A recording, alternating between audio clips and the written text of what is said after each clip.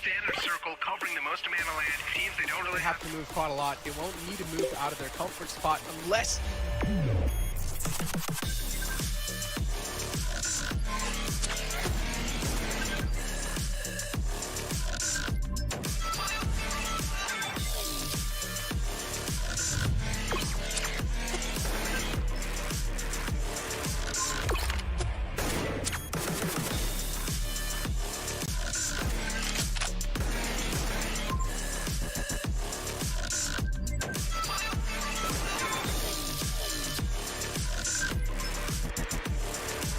Get ready, Pakistan.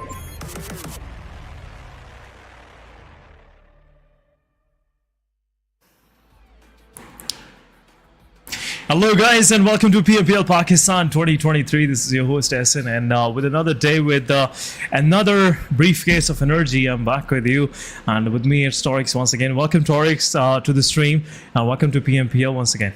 Thank you so much, Se7en, first of all, for the beautiful and a warm welcome that you have given me. But yes, this is the day 2 with the exceptional performance from the previous day. Teams are once again going to continue out their performances. But how have you been, Se7en? Because after the yesterday's performance, it was a hard time sleeping, especially from the team stars, the 1v4s, and all the aggressions that we have seen yet so far. Even in the Erangel match, the last one, remember that, the cars, the player that I think it was from the R3G, the cars that he had set up as a U, and from that car, he took down not just one, but almost a complete squad.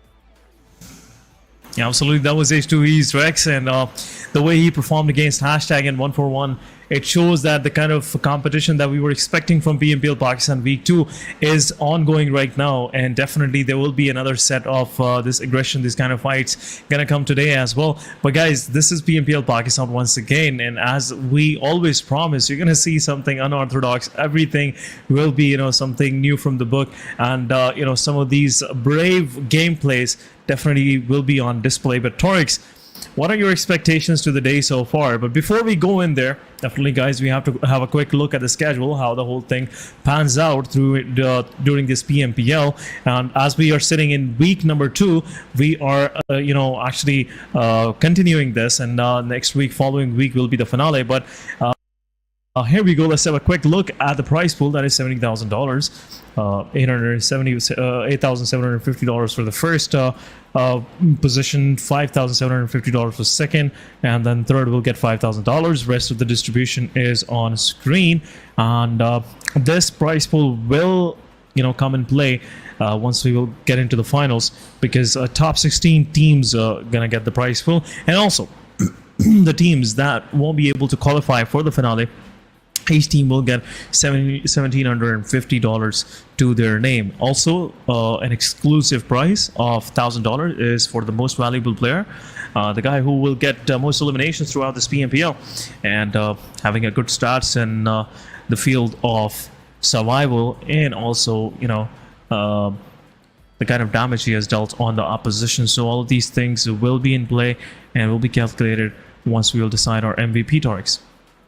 Definitely, Se7en, and with the new, I'd say, the prize pool that the top 16 are going to get, they're going to be the only teams that might shuffle against the prize pool. But if we are talking about the prize pool, there's a small distribution of the prize pool for the TDM players, where the top player, the grand finale winner, will have $700 to his name, and the runner-up will have a $300.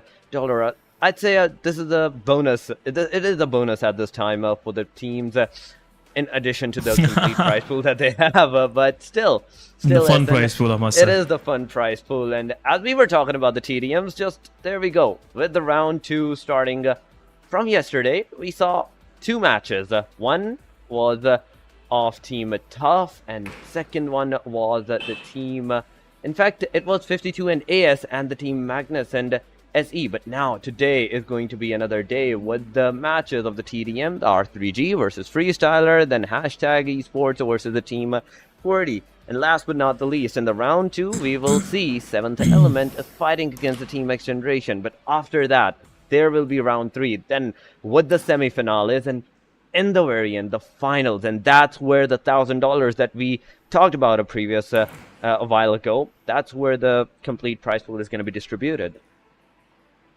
Yeah, that's where it will come and play. And definitely at this moment, what is really exciting is most of these teams, big names, going against each other in the shorter format. For where you can respawn once again, you can attack your enemy once again. You have a chance. Still, the score gets to the 40. So that's how this TDM war is actually reshaping the whole competitive scenario. Let's have a quick look at the overall ranking so far for week 1 and week 2. We are in week 2, day number 2, and for the overall ranking, we can see Aegon Excite right on top, where 7th Element is right beside them at 239, so it's a close call for them. Then moving forward, we have Regicides with the 216. They're also trying to catch up with the top 3 positions. XGeneration with 180, then Magnus Esports with 168, so 12-point difference right there. Then we have SRX3X with 161, so a big comeback coming from the side of SR3X. And this week in particular, yesterday was their day.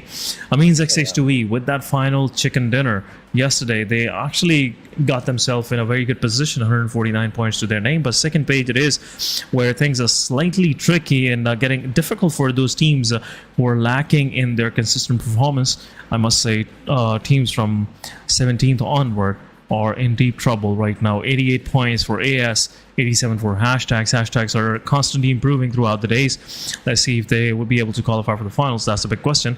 Then Se7en Esports with that top 2 finishes yesterday, it's really gonna make a huge difference. Will make things a little more interesting on the second page, Dorix. It will make some interesting jumps on the second page, but still, there's still 4 more days, in fact, in total lesson, and where we have to see in the top 4 days, the next 4 days, how the things are going to go and where, in fact, the teams are going to hold out their position, because it's the top 16 teams that will be going in the finale, and those 16 positions are where it matters the most. And we have already seen in the top 15, the chart has gone even less beyond than the 100-point marker. The margin has a really, I'd say, a really easy way to catch up from the 15 onward teams towards the top 20. Every single match counts for them. A single match means that they can jump not 1, not 2, but almost 3 to 4 positions on the points table. So not only they have to play sensibly, but also the other teams that want to take out the top positions for the grand finale, for that $70,000 a fight against each other. They also have to make sure that they keep up their performance. They have to make sure that they aggress and at the same time aggress sensibly, because you don't want that like blind pushes than anything. You don't want that, because at the end of the day, it's just a total destruction to you and not the other team. But yes, if you know how to deal with that aggression and do that aggression, you can destroy the complete lobby. Yeah, but the equation is pretty simple, Torix. At the end of the day, you just gotta keep the numbers going for yourself. A consistent 8 to 10 points every match will really get you pretty far. And the real goal for the second week should be making sure that you qualify for the finals, because that's where the real party is. That's where your struggle for the South Asia Championship begins. That's where, if you will get to top 8, will eventually qualify for the next stage, which is kind of more prestigious as compared to this one. I must say this is a local competition. Top 16 teams, top 20 teams from Pakistan really competing against each other, and throughout the year these guys are pretty used to going against each other. It's a kind of a home competition, I must say, choosing the right word. But once you step into the dark alleys of South Asia, that's where the real rumble begins. And some of these teams have to be ready, because if you will perform there, that's a quite prestigious, I must say, thing for any of those teams out there. But let's have a quick look at the head-to-head SRX3X and R3G, a comparison for so far. We can see for yesterday, because both of these teams actually got 45 and 43 points respectively, talking about SRX3X and Regicides, where the major difference right now, what I can see is the kind of damage dealt. Team R3G, they gave a lot of damage out there. They gave a lot of knockouts. So it's a huge difference, 8 knockouts difference. But the total elimination points, confirmation wise, Team 3X is on a better side, 28 eliminations confirmed. But at the same time, what I see for R3G is R3G been very actively participating in those fights where R3G, even, you know, they were sidelined, they were pushed against the wall, and still R3G were performing. They were keeping their players alive and even trying to drag themselves to the final circles. So it really shows that R3G got something unique that might be 3X is still working on, Torix. It might be what something 3X might be working on, but still R3G with the consistency that they have secured a good position so far, and even today can be another day for majority of the teams, including the team R3G, including the team Star. Aegon, yesterday the performance was not that much like on the consistent side, but we will have to see what today will bring us through the team. But 7th Element, after the first 2 games that they played yesterday, the third one, 4th, and 5th were not in their favor. They were not able to like get that much of a point, where there was a chance after the first 2 matches that maybe 7th Element might dethrone Aegon XI8, but nonetheless they were not able to, and now is that time once again for Aegon to shine, Team 7th Element to shine. And as we talk about Team Star, from the hashtag number 12 to almost on the second page, it was a good jump. It was a big jump to them. But once again, let's look at today's schedule, where the first match will be played in the Miramar. Group E will be on the benches. Second one will be Sanhok. After that, we will see a small TDM arena match against the teams. Once again, it will be Miramar after that. Then Erangel, again a TDM match. And last but not the least, a Miramar. 3 Miramars, 1 Sanhok, and 1 Erangel today. It's a dry day. It is a dry day, I must say. You know, the heat on the battlefield will be, you know, quite excruciating, and I must say all of these teams out there will definitely feel that heat coming their way. But we have a Sanhok in between. It will be a fresh breath of air, but let's see how that will, you know, pan out for all of these teams out there. Right now, what I am more focused is on the consistency, which we always talk about.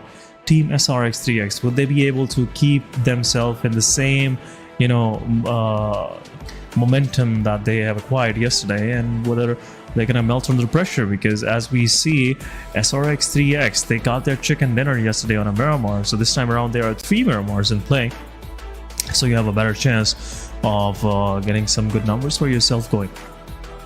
For the Miramar, maybe yes, but right now the teams are once again getting ready for their aggression, for their first match of today, and this is going to be a momentum setter for majority of these teams.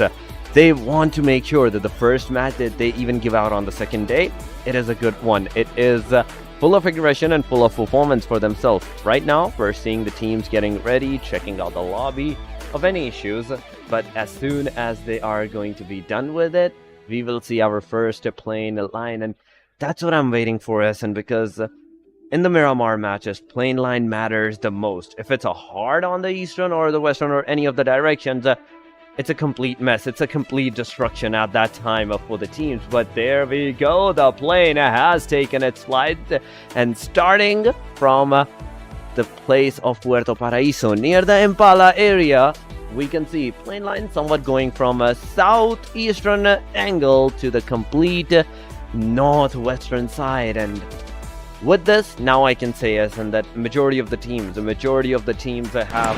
equal opportunity for themselves to go wherever they want to, the position that they want to have for themselves. But will anyone take an early aggressive fight? That's the big question. We want to see some of the aggression, you know, actually, you know, propelling out, I must say. But seems like it's not going to happen. Most of these teams are playing with an extra care, you know, which is leading them to going into fights later on in the stages of the game. But at this very moment, I'm not seeing any team contesting against each other. There could be an unexpected drop clash, you know, maybe if your drop spot is slightly away from the plane line, so this could be the case. But beside that, I don't see any other way most of these teams going against each other. They are extra careful. They keep, in check who is dropping nearby and where is the red line, which they don't have to cross if they want to survive. So yeah, they're being extra careful. But talking about the first play area, it's kind of more focusing toward water treatment. Cruz de Valle, Elazar, Tiara Bronca, then Torre Amuda, Hacienda del Petron, Minas Generales, San Martin Graveyard, and some of these major cities are in play. I must say, yes, are some happy lads right now because this circle is kind of more favoring them, and same for Magnus Esports. Magnus don't have to do much. If the circle even shifts slightly more western kind of trendy, it will still Magnus Esports easy rotation because no one else is there up top. No one is dropping Campo Militar, no one is there in Torre Hamuda, so the backlines is pretty clear for Magnus Esports. So I expect them to survive even more than the regular. But at the same time, what I see is a possible fight breaking in between Team QWERTY and AS in the later stages of the game, because most of these teams are hanging around Hacienda and San Martin. These two places, they have some sort of a gruesome vibe where you have to go into a fight. You feel like going into a fight because you're in Hacienda del Patron. You are in the house of the boss, the Don. Hacienda del Patron actually, in Spanish means that it's the house of the Don. It's the house of the leader. So you're in the house of the leader. So you gotta show that aggression out. You gotta show something to the lobby that you own this place. Absolutely, absolutely. With that sound effect, absolutely. But Thank you, buddy. El Bozo and Los Leons being another place where it is contested right now, and there might be some early clashes. We might see some early clashes because Uzum's position, and just look at that. He is super close to the Team RD's crossfire, whereas the rest of his team is completely on the northern region. They're completely taking up their loot, acquiring their, I'd say, guns and even their ammo on the complete northern side area. But on the southern side, on the western area of the Los Leons, there's Team RD and a solo player, that is Uzum. Will the cavalry come? This is going to be the first question. But SLX, if we are talking about them, so far, they were close by to the team, and they were close by to another team, but no fights. No fight has yet to be engaged. And I think mainly because of the reason that they're outside the circle, they don't want to indulge themselves in the fights. They know that if they do indulge themselves and the circle do come, it's going to bite back at them at that time. If the team do move that out, lift one player for that complete aggression, you're not going to be able to get out of that unscattered in that time. But 7th Element, La Cobreria, they have their position in close line to the circle and in a specific region where no one might be expecting them. Not only that they have an easy entry to the circle, but they have an easy entry to the complete northern area of the circles, like Torre Ahumada, the Cruz del Valles, even the Tierra Blanca and Campo Militar. If they want to go there, if they want to put the early entrance out of the circle, they can do it. But Star, Team R3G, and Se7en Esports, these three clusters might be forming up in sometimes, because as I'm seeing the early rotation from the Team Star, Team R3G, and even the Se7en Esports, they are bound to get into an early fight. They are. But R3G, look at R3G. They might contest Team Star on the way in. Se7en Esports is also there on the western edge of the circle. So these things can actually turn into a full-fledged brawl happening between both of these teams. And as we saw, Se7en Esports Rahman got picked on the way. This was some quick delivery work coming from the side of Team R3G, picking up their kills without any delay. But three of these teams are moving from the same side. It's going to make things slightly difficult for teams to just decide whether they should stop and whether they should keep going. That's the big question, because R3G looks like they are looking for those heighted areas where they can see everyone down below. They want to be the kings of the hills. But this is risky move. Team Star is close by. Osama already stopped, and he probably watched some of the players. But there you go, one of the players from R3G, pretty close by. It's a close passage coming from the side of Team Star. Daniel is there as well for the support. So it would be interesting, but as we see, was going against the Oh my Daniel, God. but confirmation, there you go. One of the player from R3G is in the back line. Not one, it's two. Noki also knocked out. Fury is up high. R3G could possibly get eliminated early on. What is happening to Star? What is happening to Star? Team Star is not that same Star. The way they're taking fights and the way they're engaging these players is really making things interesting. But at the same time, Team R3G lost 2 of their players. Team Star on the other side, Skull, is trying to cover up his players. He has no idea where actually the Seni is. Skull is waiting for that position, but there you go. Seni gets spotted out. Sama will confirm the kill. Team Star taking down 3 pieces of R3G. R3G down to last man standing, 420 boy. It's a big It'll chunk. be a clutch situation, but seems like the odds are stacked against him. No chances of 420 boy to actually survive. He is still in there. He still want to go into the fight. Big chunk of He's R3G. right beneath Star Fury. He has no idea yet. He's quite distant from his players, so gotta be careful. Team Star. 3 kills to their name early on. Torx. 3 eliminations right off the bat. Team Star has taken on Good that fight, I team. must On say. the top of that, isn't that the one that initiated the complete aggressions right from the very start of Yep. the match? R3G were the one that picked off Se7en Esports, 1 player, and right after that they were punished with another team. They got into the same situation where they put Se7en Esports at that time, but Star, Yep. the way that they actually executed the complete fight, it was Look immense. at But this. There we go. I mean, Patience. with the fighting against the QWERTY Han. Han did not even have the slightest of idea that there could have been someone in this particular region, and that's where you lack. That's where you get a surprise element factor on yourself, and one player gets back into the spectator seat. The rest 3, Reviews, Voltrix, and Freestyler, making their way slowly. Now they know where the rest of the third players are, party. but the backside, third no, party. it's not. Flank. Gone from the flank angle. 2 players on the flank. 2 players are right together against each other, another taking the Molotov. fight. Voltrix is super low, and there we go. He lot is of in the damage. molly. He Oh is my down. goodness. Ami Husni taking the 2nd initiative, taking the 3rd elimination for the team. Khan gets Oh that my elimination, goodness. and now Team QWERTY down to the last player. Reviews he is going to spotted. be He got that, and spotted. there we go. Pops takes down the last one, and with that, Team AS is looking strong in the first match as well, with the 4 eliminations that they have against the Team QWERTY. The first complete elimination of the team goes on the name of QWERTY side. They're the first one to being eliminated in the Miramar match. As I said, if you remember, as our match gets started, I told you Team QWERTY versus Team AS, something inevitable. You know, QWERTY and AS have to go against each other. But right now, the way AS completed their fight, it looks like they are feeling themselves. But Team Star is on the back lines. They want to go into that fight as well. Team AS is slightly in the open. 3 of the players are in the open. Let's see if Star is interested in engaging. But right now, looks like Team Star, they are prioritizing the play area. They will be entering from the western side of the 2nd phase of the game.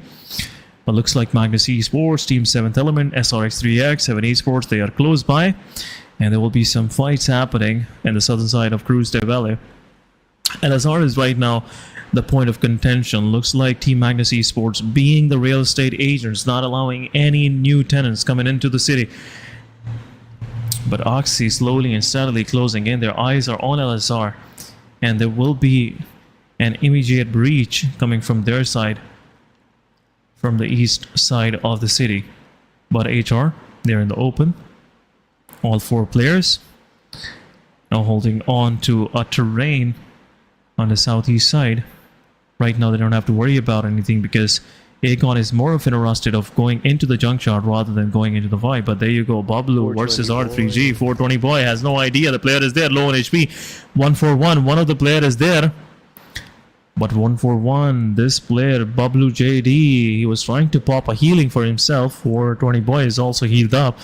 It'll be a 1v1, both of the players are ready. There you go, JD's position is revealed, but JD comes in, gives some shot, but no, 420 boy will confirm this elimination. 1 point for Team R3G, something, whatever they can get their hands on. Team R3G is ready to welcome it. But in the kill feed, Team 7 Gokubot takes down SRX3. It's nice the way he dodged every bullet. Looks like I was watching Matrix Reloaded, or I would say preloaded, whatever you call. 7th element Ashad gets knocked out. T24 OP on the other side. They might lose Ashad. Malik will confirm the elimination, but Aegon Excited going against Team Amin's XH2E. This utility didn't give any damage to the players of AMZ XH2E. Rahman have no slight of an idea that where Falak is. One knock on AMZ H2E.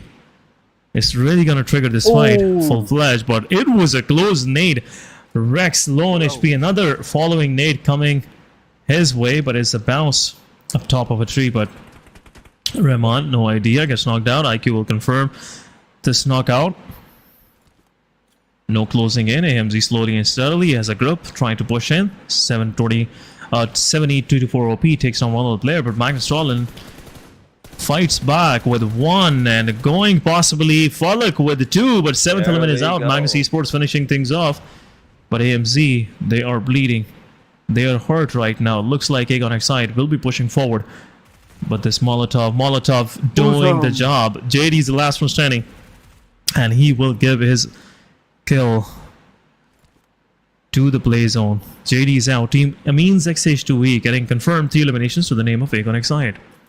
3 eliminations to the Aegon Excited, but I have to say, IQ, Falak, and Uzum, these 3 players, the way that they played, first one from IQ, second one from Falak, and the third one with the Uzum's grenade, it was I'd say the best strategy that the team had devised at that time. But right now, Team Magnus, after eliminating the 7th element, they are once again in a close fight against the Team SRX at 3x, in which case, now he was close by, he was in the buggy, and now, as he was getting shot on from the team at Magnus' side, he not only dodged, but moved out of that vicinity. But Se7en, Malik, they are together in a same linear line where they're going from, where they're taking their rotation from. But in the front line, there's Team 7 Esports, where they're gonna head out. But Trollen is already in the LSR, where 7 Esports is going to be. Even in the LSR, there's SRX 3x. So not one team, not two, but 3 teams in the same vicinity. So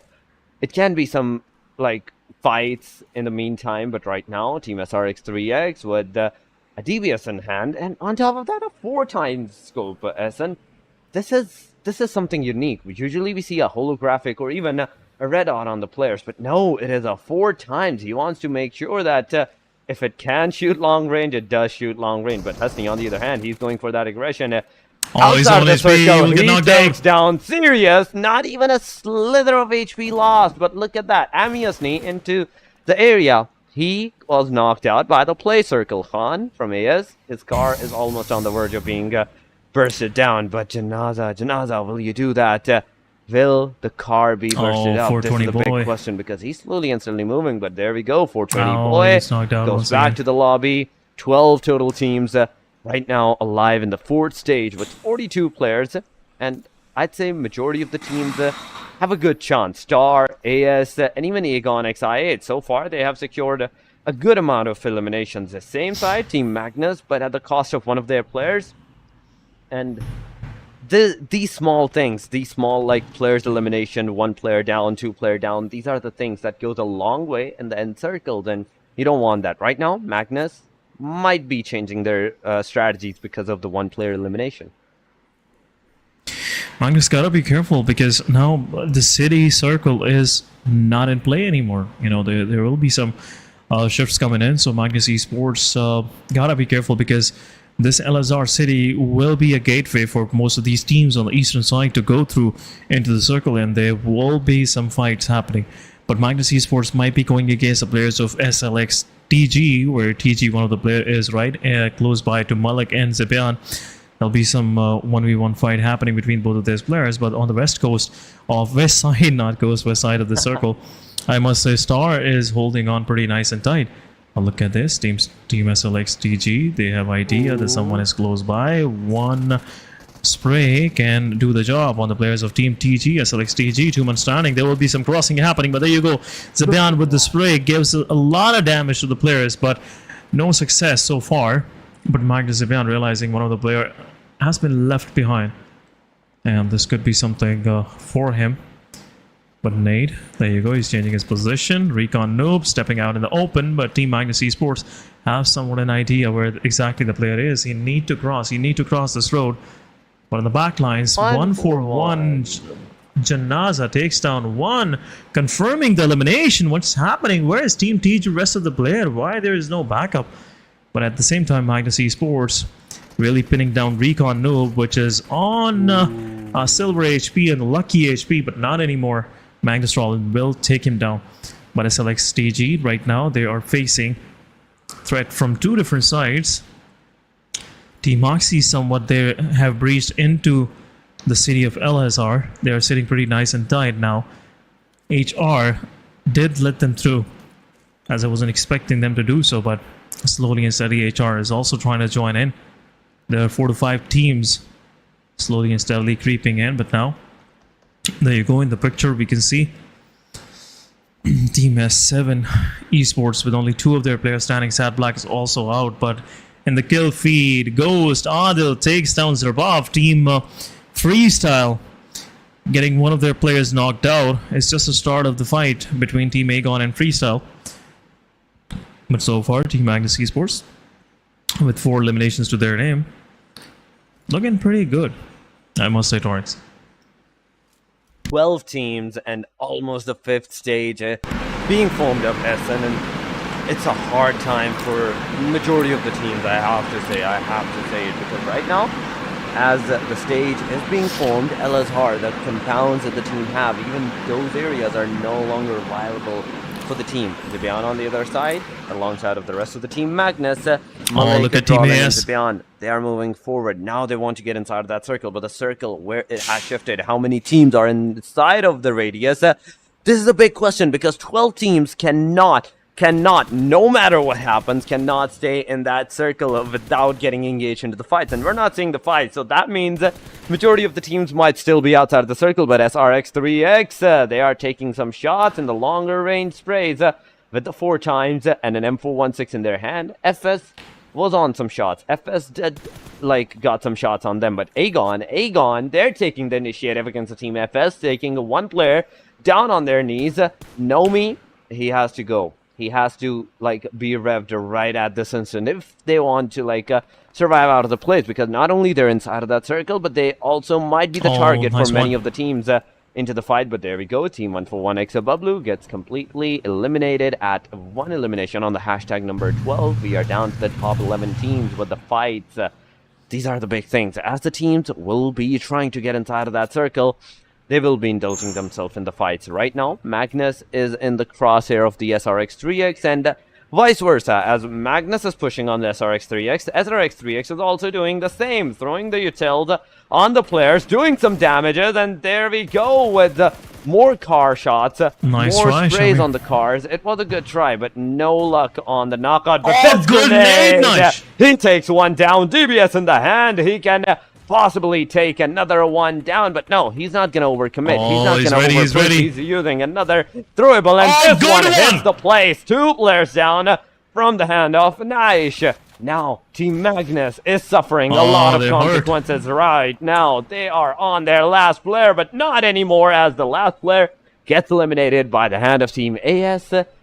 Rollin gets taken down, and Magnus goes on the hashtag number 11. But the teams SN still have to get inside that circle.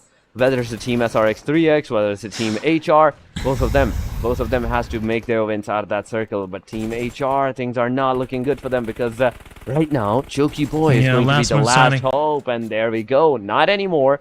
He's on the hashtag number 10 with 0 points on the elimination. He gets taken down. Yeah, I saw Team RD with 4 eliminations. Pinkman confirming 4 for his team. I believe Pinkman confirmed 3 of the eliminations on the players of Team HR. 1 went for Team Se7en Esports. No, it's all 4 to RD Pinkman. That's nice. That's nice. That's beautiful.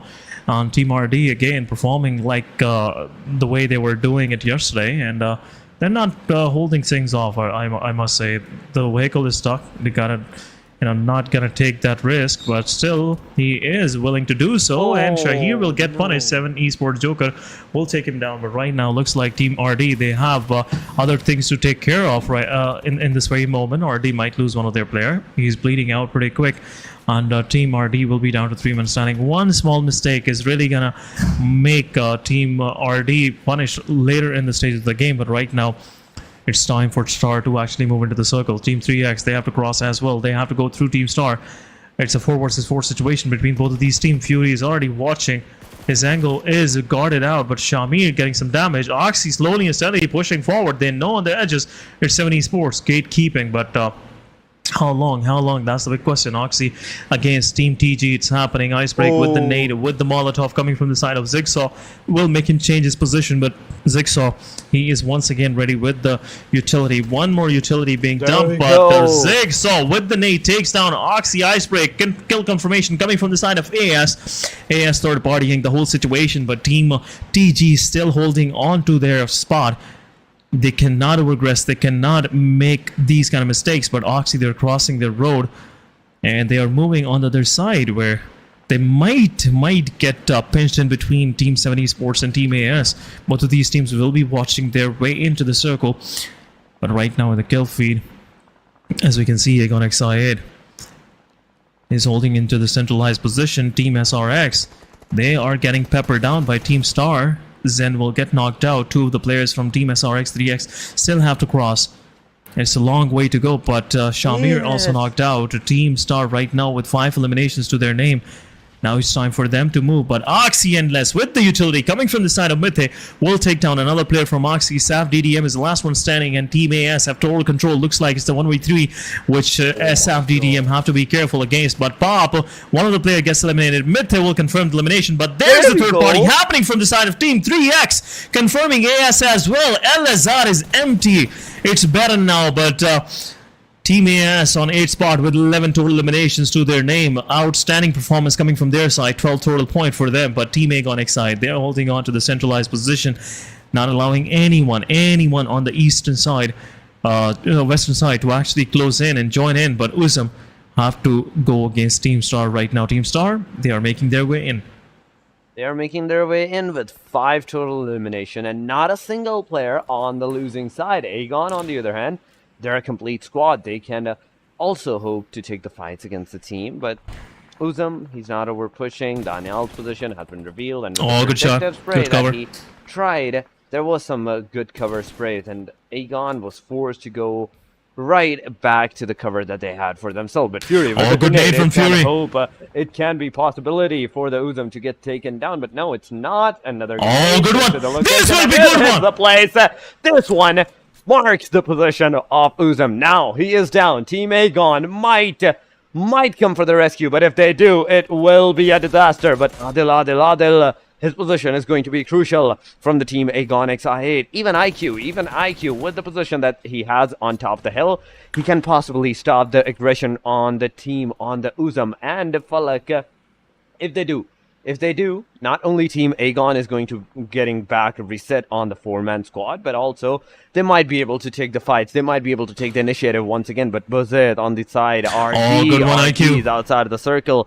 They're outside. They are right now struggling because the position that they have to secure for themselves, there might be some players waiting out for themselves. So far, 4 eliminations, and only 1 player on the elimination side, on the losing side. But Team Star, Aegon XI8, once again, face to face. Both sides take one down.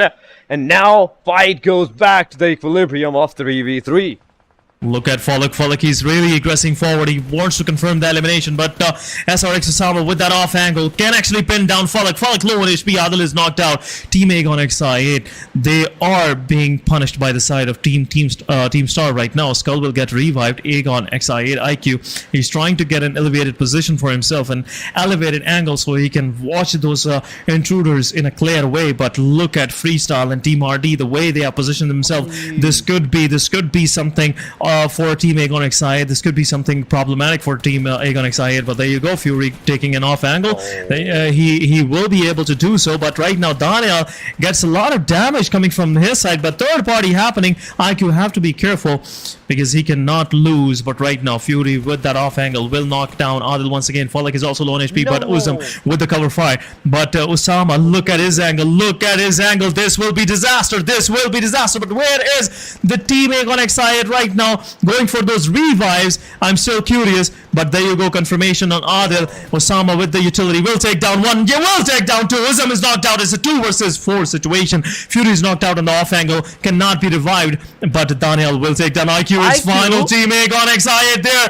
Being peppered down with nade from Osama will take down Daniel. This was some ill timing, but Daniel will get confirmed. Falak is there. Skull is going in, pushing forward. Skull is low on HP. Osama giving some damage, but Skull have to push forward. Falak going in, possibly will go for another DBS shot, but Falak surviving, still surviving. Skull have to heal himself. Star Fury will bleed out. It's a 1 versus 2 situation now, but Skull low on HP. Osama have to be careful. Osama still giving now some damage from up top, but Molotov coming in. Skull pushing forward, but in the kill feed, team 3x they're bleeding. Team Freestyle actually giving some damage. One nade coming in, but Falak will confirm Skull as well. Is down to 1v1. What's going on? This player, solo survivor, making Team Star bleed. What an outstanding fight between both of these players. But Falak, he's healing himself. There you go. It's a 1v1. Both of these players pushing in. Osama have to go for the fight. But some more utility being dumped. No more utility left. Another Molotov. But some damage already given to Osama. Osama low on HP.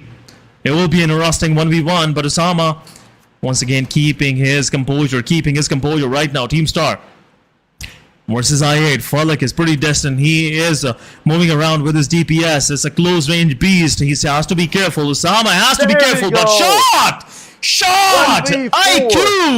IQ with the confirmation. Team Star goes on the final one, but RD on the back lines have an easy chicken dinner for them. It's a 1 versus 3. Are we gonna see another clutch coming from the side of Falak? He has healed himself, but RD clearing out rest of the mess with his freestyle or 3x. But Buzzet will loot, but Falak's position is revealed. One nade can do the job. There you go. Falak repositioning himself. The nade will go behind this compound, and it will not give any damage. Pinkman giving some time to the players of Aegon XI8. Last one standing, repositioning himself. Pinkman trying to find another angle where he can actually spot the player. But Team RD playing with extra caution. They don't want to go into the close ranges. Aegon XI8 Falak could be detrimental. Could be contagious if being dealt in close ranges. We just saw an example. Team Star, what a fight it was on both sides. But Team RD, they are being careful. Falak not even giving out his position. Buzzet on the eastern angle. Pegasus in the middle. And Pinkman slightly on the off angle on the west side. But Smoke Trail coming from the side of Falak. Buzzet can actually spot him, giving some damage to the vehicle. Vehicle is already smoking. Pinkman, his position is also revealed. Falak really want to isolate these duels, but Buzzet have to be careful. He has to give the cover to Pinkman. But utility from Falak. Nothing happening, but it's a 1v1 between both of these players. Pinkman repositioning himself. A lot of damage being already dealt. Buzzet will confirm. And it's another chicken dinner for Team RD. But what a fight between Team Star and Team Aegon XI8. It really got a lot of attention from us and as well the observers. But what a fight. Team Star, you really made my day. They really made my day, in fact, too, SN. The way the fights that they took, and Falak, I have to give it to Falak with that 1v4 that he did on the Team Star. It was amazing. But right now, guys, we will have to go on a short break, so we'll be right back.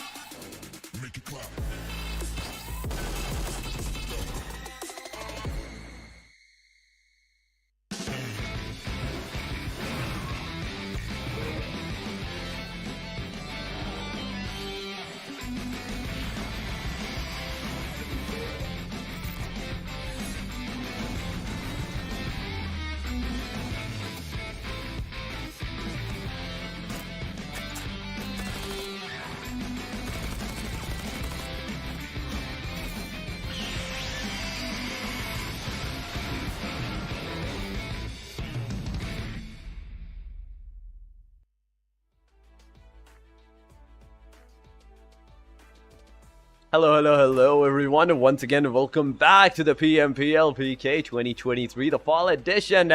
This is once again Torix with Se7en, the one and only. So Se7en, once again, welcome back. And the fights that just happened. We witnessed Team Star, we witnessed Team Aegon, and the Team Artie's winner, chicken dinner.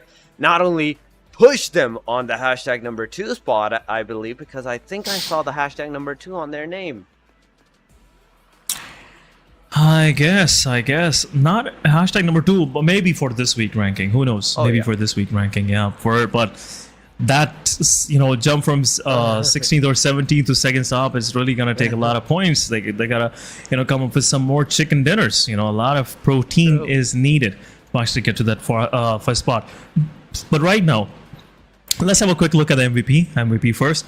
Then we'll continue our discussion. But right now, looks like it will be Aegon excited for because the way he actually catered that final fight, one small mistake really turned around the tables on the players of Team Star. Otherwise, Star had total control. But to my surprise, it's Cairo from 3x with 5 eliminations, 818 damage. Again, it was much needed from this guy's side. He's been out of the scene for quite some time, and now this kind of performance will really put him up on the board. And I want to see him consistently doing this. But 25 minutes of survival, 157 healing, 818 damage, 4 knockouts, and 1 assist. It's definitely a most valuable player performance, and stats are really reflecting that out. But going back to the discussion, one utility, mistimed utility. It was right for I would say Aegon XI8, but that call out from Daniel that I'm actually going to aggress in, push in, and that utility that was already cooked and being thrown, ready to be thrown, I would say, it really made things a little turned around for Team Star. But anyhow, it can happen to anyone. And even the good ones from us can make these kind of mistakes. But still, top players of the match, we have Cairo, then Falak with 4 eliminations. All of these 4 eliminations came on Team Star, just for the record. Pinkman on the other side with 5 eliminations. RD, beautiful, man. Beautiful performances back to back. Daniel from Team Star with 4 eliminations to his name as well. Unfortunately, stepped on a mine during that Aegon side fight.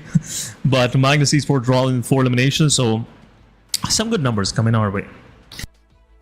Some good numbers, definitely, and with the 5, almost the least number that we're seeing in the top players right now is 4, so it's a good start. So we can see every single team has done some good job, has done some good, I'd say, damage and elimination, some good securation of the points, because SRX, 3X, Aegon, Team Star, RD, and Team Magnus, these are 5 different teams that we're seeing on the top players, and this is not many times that this happens, because majority of the times we saw that at least 2 teams, at least one team has 2 players in the top player ranking. But nonetheless, match ranking is on our screen. Red Dead securing a total of 19 points for themselves. Right behind them, Star. 13 for the team SRX3X, same for the team Star. So Star not only once again giving a consistent performance with 13 points, Se7en, it's a good start. They will be jumping some more points, some more platform right now. But on the hashtag number 4, AS with 12 points. 12 points for the team Aegon. Once again, a double-digit point for the team Aegon. Magnus on the hashtag number 6, 5 points. 5 for the Skyline,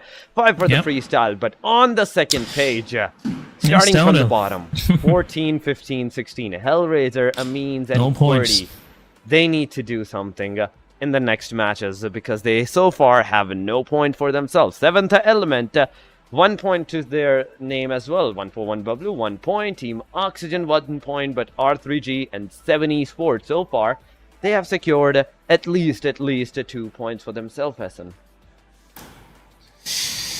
Yeah, so far, some points to their name. Happy for them. But R3G, 2 of these points, but actually came from those elimination points confirmed by Khan 420, 1 on Team 141 Bublu. But I was still confused. Throughout the match, we saw 141 pretty isolated. All of their players were quite spread out. There we One go. of the player JD was in the blue zone, but you know, it's been the story. We'll discuss that later. But looking at the situation, we have SRX3X right now still on top with 58 total points. Another good performance coming from their side. 5 matches, 58. A good, I would say 11 to 11.2 average per match. 1 chicken dinner to their name as well. RD with 2 chickens. Their placement points are in chicken dinners for sure. So they got to work on their other matches where they're not getting chicken dinners. So 26 total elimination points for them as well. 46 for them. Team Star, 45 points in 5 matches. Average of 9. Beautiful. Regicide with 45. XGeneration with 35. AMZ with some points to their name as well. Actually, the graphic went off pretty quick. So I couldn't look at that. But second page is 7th Element with 24. Se7en Esports with 25. QWERTY with 22. Not a good match for them, obviously. There was no points for them in the previous one. Aegons with some 12 points, really, actually making their way back up in the second week ranking. 21 points to their name, but rest was on your screen, guys. That was the story for match number 1. But as we were discussing, let's have a breakdown of that fight between Team Star and Team Aegon. It took forever. First of all, it took forever. It looked like Team Star was doing it on purpose. They were stretching this fight forward. They want to make Aegon XI bleed again and again. Those utilities were on point. That angle from Fury really messed up Team Aegon really bad. And at the same time, those knockouts coming from Osama real quick, like, quick peek, taking down Uzum, quick peek, taking down IQ. Yeah, it's pretty much in the bag. But Falak, what was that, man? What was that? That is the big question. What was that at that time? Because Falak not only doing a completely 1v4 against the Team Star, but I think at that time where the Team Star struggling started was from their same player's grenade that hit Daniel. Daniel, as soon as unfortunate, I must say. was unfortunate. As soon as he was taken down, it was all in the dish for the team Aegon XI. Falak, in fact, with the DBS that he had, he confirmed that elimination. DBS. The complete formation that the Team Star had at that time, it broke off, and there was no coming back from that because the players were that much scattered. As 2 players were giving cover from the backline, 2 players were aggressing, and now the fight was a 1-1-1. Whereas every single player after that from the Team Star aggressed with a single time, like a solo.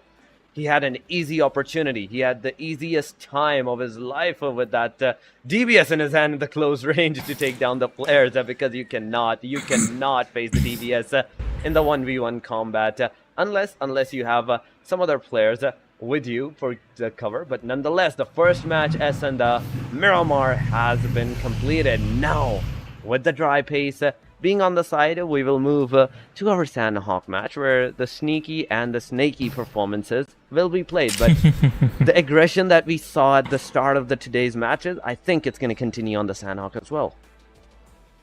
It should be. Otherwise, I wouldn't like going into Sanhok because Sanhok is all about chaotic fights, those early skirmishes happening between these teams, and this back and forth going in Sanhok with that, I would say a bag full of loot available in every compound, I must say. I've never experienced anything like that in Sanhok where I might be worried about finding a gun. So that's the beauty of Sanhok. So it gives you every tool, every equipment that you might need in a fight, and you gotta do the justice. You gotta get into the fights early on. But anyhow, talking about our match number 2, we are ready. Players are ready on our screen. The battle music is on. Some of these teams had a bad match, so there will be some recovery going on this match in particular. Here we go. Starting from Tamang Nakham, going straight toward Mangnai. So it's south toward northeast plane path. An easy one in my opinion, because it will be covering a lot of drops like Bootcamp Quarry, Paradise Resort, Tatmok for Team Star.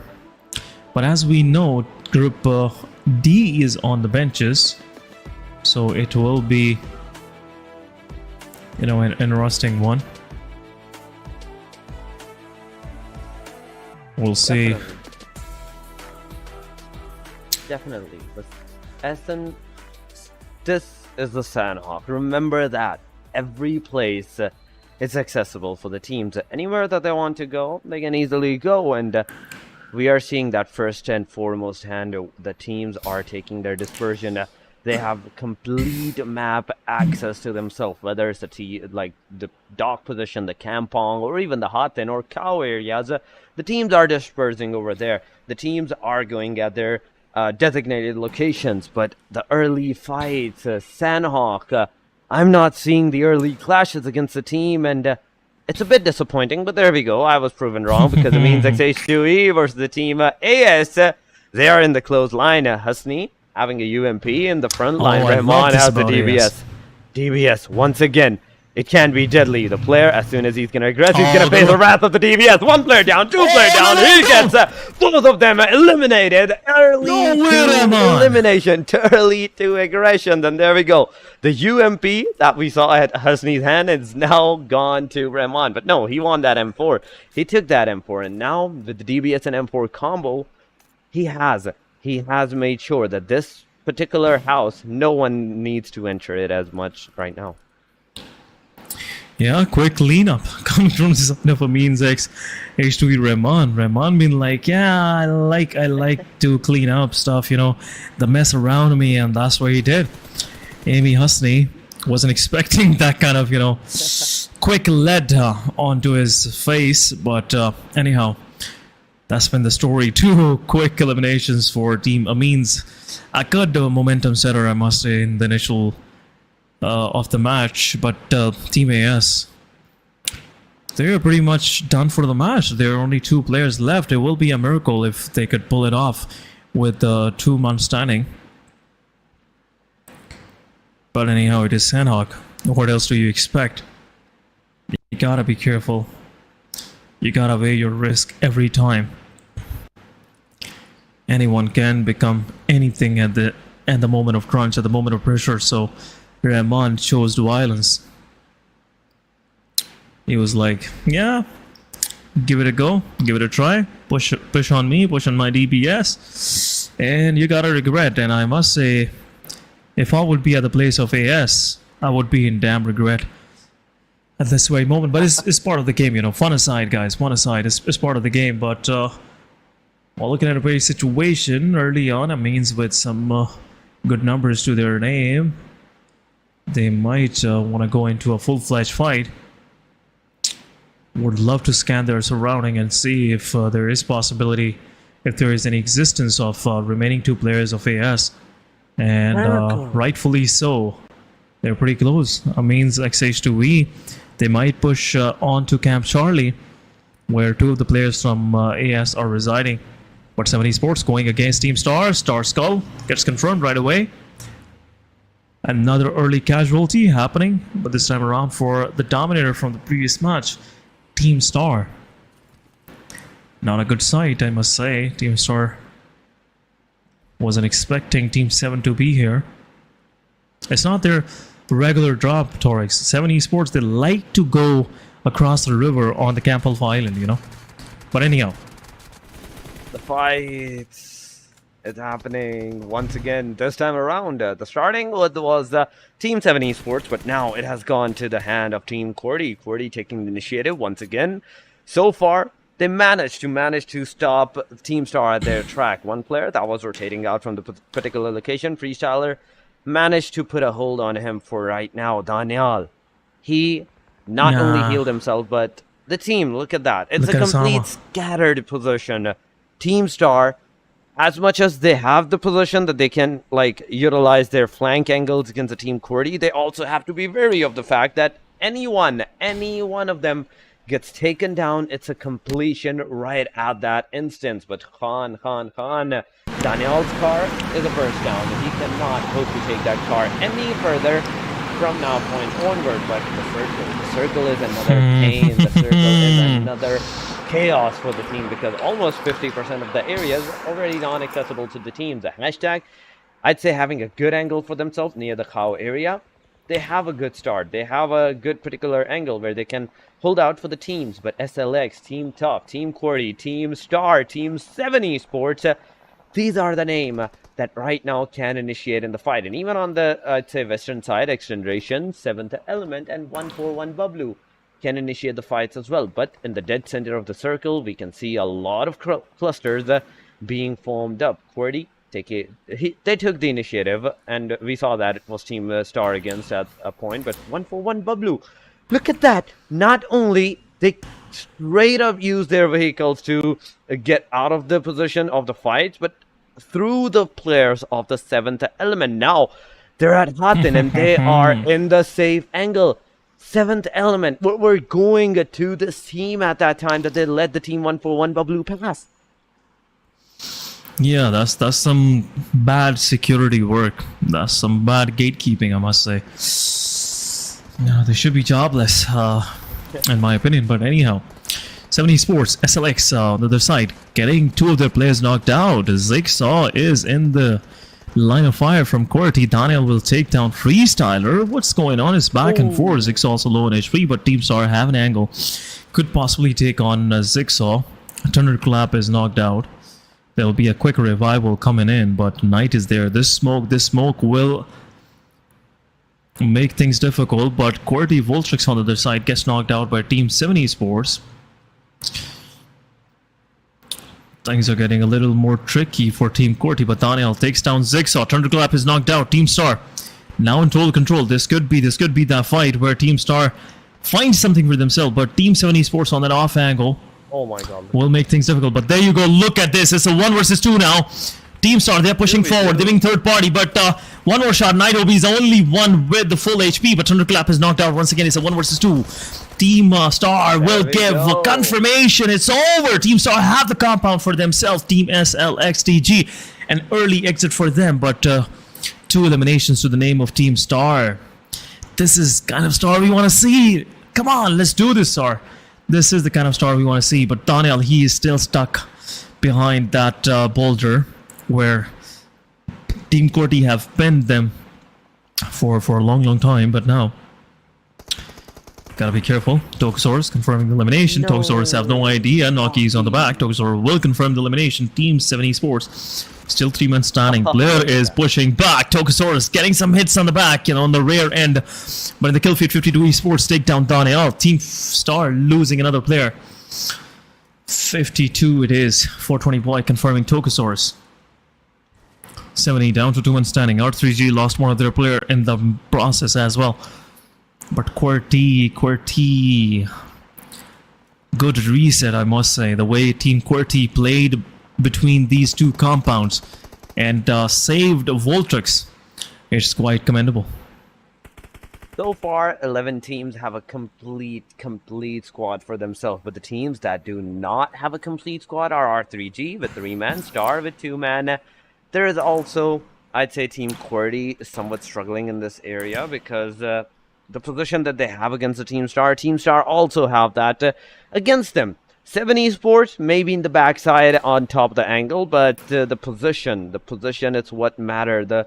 I'd say the security that you have in your surrounding is what's going to matter the most in this area, because Sanhok can be deadly for the third parties, for the fourth parties. You never know when anyone is going to be sneaking up upon you and taking the advantage against you. But Team Tough, talking about them, they are at the Paradise Resort and near to the Team SRX at 3X. Outskirts of, I'd say, Paradise Resort is where the Team Tough is, but SRX 3X, they have the complete control of the compartment, the city of the Paradise Resort. Edgar, being on the edges, he's waiting out. He is waiting out for the team to push. M7X on the other side. He's also checking out his surrounding. Tarzan slowly checking up on the teams, and if they are coming in the close vicinity, they will be taking the initiative against them. But in the kill feed, there's Team HR, there's Team Hashtag, there's 52 Esports that are facing some damage on themselves, that are facing some knockouts. But 15 teams in this particular position still alive. It's a big number. There is still a big number because this is stage 2. The stage 3, as soon as it's going to be made, it's going to be chaotic for the teams. But Team Tough, slowly and steadily, now they're going to move into the backside. They don't want to take the Paradise Resort fight anymore. They are going somewhat safe because they know that they have to take the circle for themselves as well. But Team Hashtag, after initiating the fight against the Team 52 Esports, so far, they have confirmed one elimination on them, but Se7en versus Aqua can possibly happen. Both sides are using the utils. Aqua now so far has a single grenade to his name where he will throw it and it will bounce. It will bounce the same boulder that he had the cover. He had the cover off and now he has to go forward. Without the utils that in his hand, he just needs to rely completely on his guns. But 52 Esports Se7en, he's completely moving back out in the total open. If Aqua has an M4 with a 4x scope or a scope, he can possibly take down the players. But no, look at that. The daredevil move. Not only Se7en was saved in a car, but look at that. Hassan was not even picked up at that time. Hassan is left in the back where Valud and Se7en have moved out of the vicinity, but SRX3X, Team Tough, they're taking the initiative once again. SRX3X on the receiving end. 2 players of the team SRX3X is down. In return, Team Tough has also faced some consequences because Demotivated Sir is going to be the one guy that is down with a grenade. Both sides takes an initiative, takes a knockdown. Shahmir Boy takes in fact 2 down because Demotivated Sir gets confirmed with that grenade.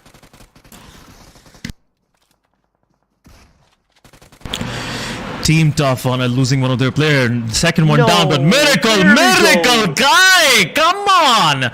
What are we even watching today with this DBS? Tough is out. Miracle with final 2 blows right on to the cranium, and Team SRX. Oh my goodness, lost 2 of their players, but 4 points to their name.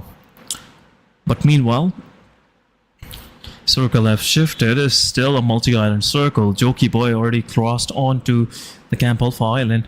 Might go against the players of XGeneration, but Tears is stuck with the AMZ XH2E. Maxi is on the back lines, kind of gatekeeping HR Tears.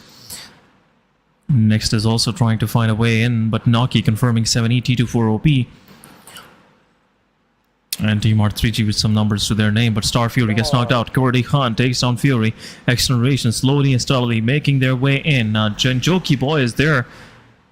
Will be possibly gatekeeping, but XGeneration Hunter, he is not choosing the right side to get in. Tears take down Maxi. Will go for the confirmation for sure. But Tears have no way to go, nowhere to go. It's just a risky place to be, but Usher right now holding on to the position. Osama low in HP. Team QWERTY already pushed in. Osama last one standing. Some S12K action coming from the side of Reviews, and it's over for Team Star. It's daytime. No more stars for us. But anyhow, HR confirming another point for themselves, and Team QWERTY have cleared out another compound. A vital compound for themselves in the circle. But there's still the fact that the 3rd stage is closing in and the position of Team QWERTY might not be inside of that circle anymore as soon as it's going to take a new radius. They're at the edges. So far, it's a good one, but the stage 4 is good. What's going to make a difference? It's what's going to make everyone run for their horses. They're still in the edges. No, they're in the edges. They are in the circle. A very good position secured by the Team QWERTY. Now they have to wait for the potential, I'd say, like predators in their areas, and they have to take them down. But Team QWERTY, with right now a complete squad alive, they can take the chances of taking the fights. They have the chances of taking the initiative. But look at this other side there. That's SRX3X is Aegon, and it's over for them. Aegon taking the 2 players of the SRX3X down, the last 2 that were surviving. But now there comes another fire. Voltrex takes Fullock down, the same Fullock that did a 1v4 last match against the Team Star. But right now, this guy is down. He needs the heal. He needs that revival. Uzum is low on that HP. He's also facing some consequences from the Team Hashtag side. So not only just one position, but 2 positions are compromised of the Team Aegon XI8. Fullock has to be healed. IQ for the rescue. There's Reviews with the Molotov. Khan with the grenade. They can potentially throw it up on the players. But no, it's not going to make any connectivity because the position that they are throwing gets completely off the angle. The players are so much in the back, and no utils are gonna hit the players. Aegon has an easy chance to reset them back to the 4-man squad. But on the other side of the hill, Essen, there's Se7en Esports, and they have the potential of looking on top of the hill and spotting out the players and taking them down one by one. Yeah, it will be an interesting one, but Team Se7en Esports there. Guns are on the players of 141. Azim gets knocked out once again. Adil is on the back line taking fight against Team Hashtag. But Falak, meanwhile, is trying his best. Next will confirm Psycho. XGeneration is probably out, I guess. But still that fight is happening. But Hashtag, Adil confirms Hashtag. Aqua, Adil also gets knocked out. Flanky, while trying to take Flanky, Jan will knock him out. Team Aegon have to push back. Team QWERTY, they're aggressing forward. Reviews going in for some intel with his buggy. It's a risky place to do this shenanigan, but Hashtag leader gets taken out from the back. 52 Esports wiping Hashtag. And now it's over. Next, confirming another kill on the players of Team 7th Element. 7th Element is out. HR with 5 points to their name. Hashtag in the blue zone. But Aegon is holding on to that off angle. Adil gets revived. How Aegon do this? I have still this question, but for VT it is Adil confirming Ayan, and Hashtag is out. Hashtag out toward the lobby. To the lobby they go. But now 10 teams are still surviving. There are still 10 potential contenders to take the chicken dinner for themselves. XGeneration, Team HR, they're on their last players. Team AS now on their last players because their second player is on his knees. That means XH2E, with the 4 eliminations that they have, they still have a potential chance of taking the 2 versus 4 fights, 2 versus 3, or any of the aggression with a duo at that time. But Aegon, they're slowly and steadily creaking up upon the Team 52 Esports with the smokes deployed in that area. There comes a grenade in that angle. Falak is forced to go back to where he came from. He has to heal himself, but at the same time, there is also Circle moving.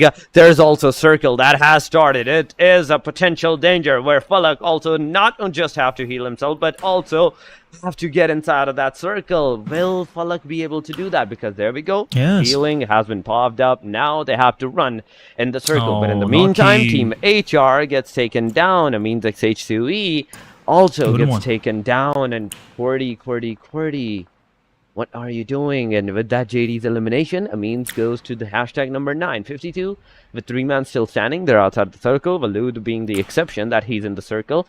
He's giving out a cover, but no one is even remotely close by to the players. They have an easy way entry in the circle, but Aegon, they have the potential to take the initiative, and there we go. Adil does it. Hassan gets taken down. He gets a confirmation. 52 Esports. Now, with the 2-man standing, they also have a car for themselves that they can use. But Team QWERTY, they're also somewhat on the receiving end because one of the players from the Team QWERTY is down on his knees. AS being one of the potential guy that can stand out in the match. He's also a solo player. XGeneration is also on the last players. And these 8 total teams, only 2 complete squads we are seeing as in Team QWERTY and Se7en Esports. Aegon, R3G, 141 with a trio. But there we go, 141 also losing out another player. And it's XGeneration versus like 141 Esports right now.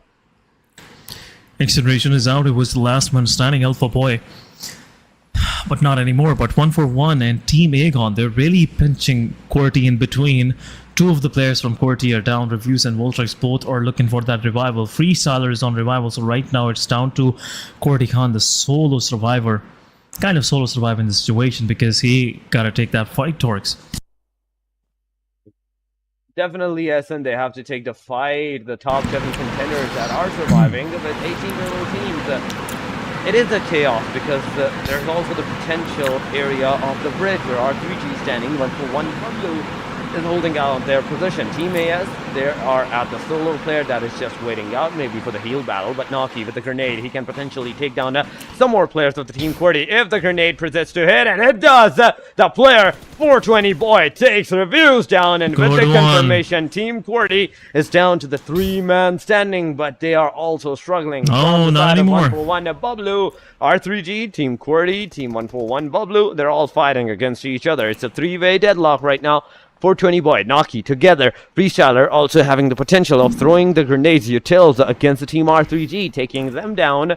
So it's still a viable chance for the teams to make the comeback. But Se7en Esports, Joker was down. He was revved up. Sad Black was down. Now he's getting the revved once again. But Se7en Esports, with the complete squad resetting moment that they have still the potential chance of taking the fight against the team Aegon, but the circle is on the team Se7en Esports. They have to use this for their complete favor, because Aegon right now, only one player, Falak, is in the compound, but with the DBS, and we have seen this player's DBS firsthand, as in the last match. You cannot push up on this guy as a solo. It will be a utility war, I must say. There will be some exchange of grenades, and this is the only way, this is the only pass which Se7en Esports can choose for. But Team QWERTY's Khan, he's pushing forward, he's trying to find anything in the circle, and not anymore. R3G's Noki from the backlines will take him down, but he gotta jump into the water to survive. Noki confirming Khan. Freestyler is also in there for the swim, but Noki's on domination. It's time for him to jump, but during the jump, Joker missing those shots, and R3G, Noki will survive another day. But Team QWERTY, last man standing, 52 Esports, one of their players, the surviving player, is in the circle. But look at this, 1-for-1, trying to find a way so they can equip their weapon and can confirm the elimination of the player of AS. But AS, last man standing, Khan, he has changed his position right away. It's getting it, it's becoming more of like not a PMPL, it's a PUBG Mobile Swimming League.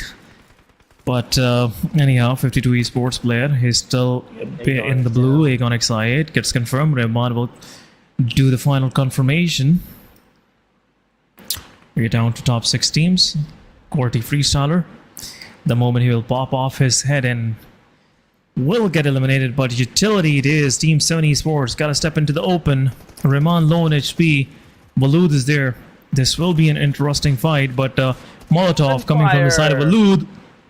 Rahman gets knocked out, but Sad Black with the Molotov will do the confirmation. Joker is there. All of these players are in the water. Team Se7en Esports can res up their players, but one spray from Janaza confirming 2 players from Team R3G. R3G is out on the 5th. Freestyler gets confirmed as well. Evil Boy will do the confirmation.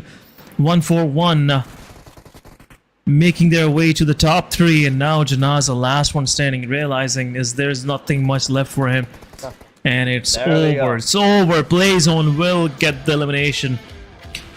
Rahman with the chicken dinner. Team Se7en Esports, outstanding performance once again. Great hold and a good value for being favored by the circle. A great favor by the circle and a great win of a chicken dinner with 11 total elimination, 21 points to the name. Team Se7en Esports now on the hashtag number 15 with 2064 damage in the match number 2. But Essen, the water fights, oh my god, there were so many teams in the water, and there was a potential for a majority of the teams to take the fights. But right now, guys, we will go on a short break, and we will see you after that.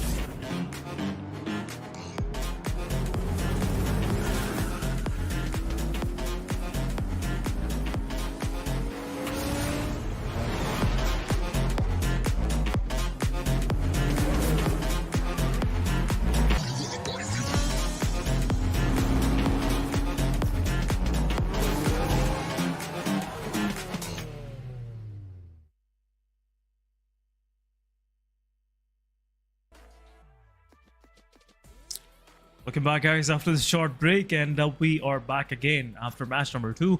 We just witnessed Sanhok to the name of Se7en Esports and another chicken dinner. Yesterday they really smelled the chicken dinner but couldn't get it, but this time around they didn't took any chances, and now Se7en Esports really cementing themselves on the board for week 2 with this outstanding chicken dinner from them Dorks. Definitely, they have secured an outstanding winner chicken dinner for themselves, and on the hashtag number 15, they go after this 21 total points securation. But still, Essen, who's on the top? Because we saw Aegon playing a great match in this one. They took some fights. They got some eliminations for themselves in a good position. But 141 Bublu, there was team SRX3X. They were completely in the water. They were the ones that were facing the salt water on them and getting a lot of damage. It was water damage at that time, and even the last kill denying giving it to the water, it was a potential, I'd say, a stab on the team Se7en Esports, because they could have gotten 12 eliminations. They could have got 12 points, but no. They settled with 11 eliminations, but right now we will move to our MVP, and it is none other than Mr. Black, the Sad Black, the same Sad Black. He has changed his name, and with the eliminations with the MVP, he's back to Mr. Black. 5 eliminations, 766 damage, 2 assists, 3 knockouts with 146 only healing. So just a measly a single knockout on the guy was potentially done in the game, but 21 minute survival, almost 22. This guy is the MVP for the match number 2. MVP stats really opening up the book. That Team Se7en Esports did a great job on the battlefield of Sanhok, and really cementing themselves on the top position. But let's have a quick look on the top players for match number 2. We can see 2 players from Se7en Esports, Black and Joker, with 5 and 3 respectively eliminations to their name. And we have Voltrix with 694 damage.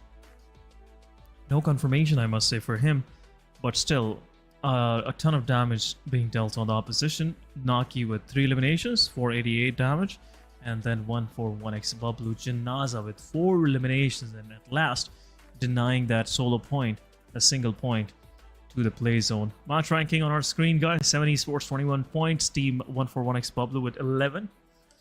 And then QWERTY with 10. QWERTY had a good match, I must say. Then we have AS Esports getting eliminated on a 3rd spot with 5 points right at the bottom.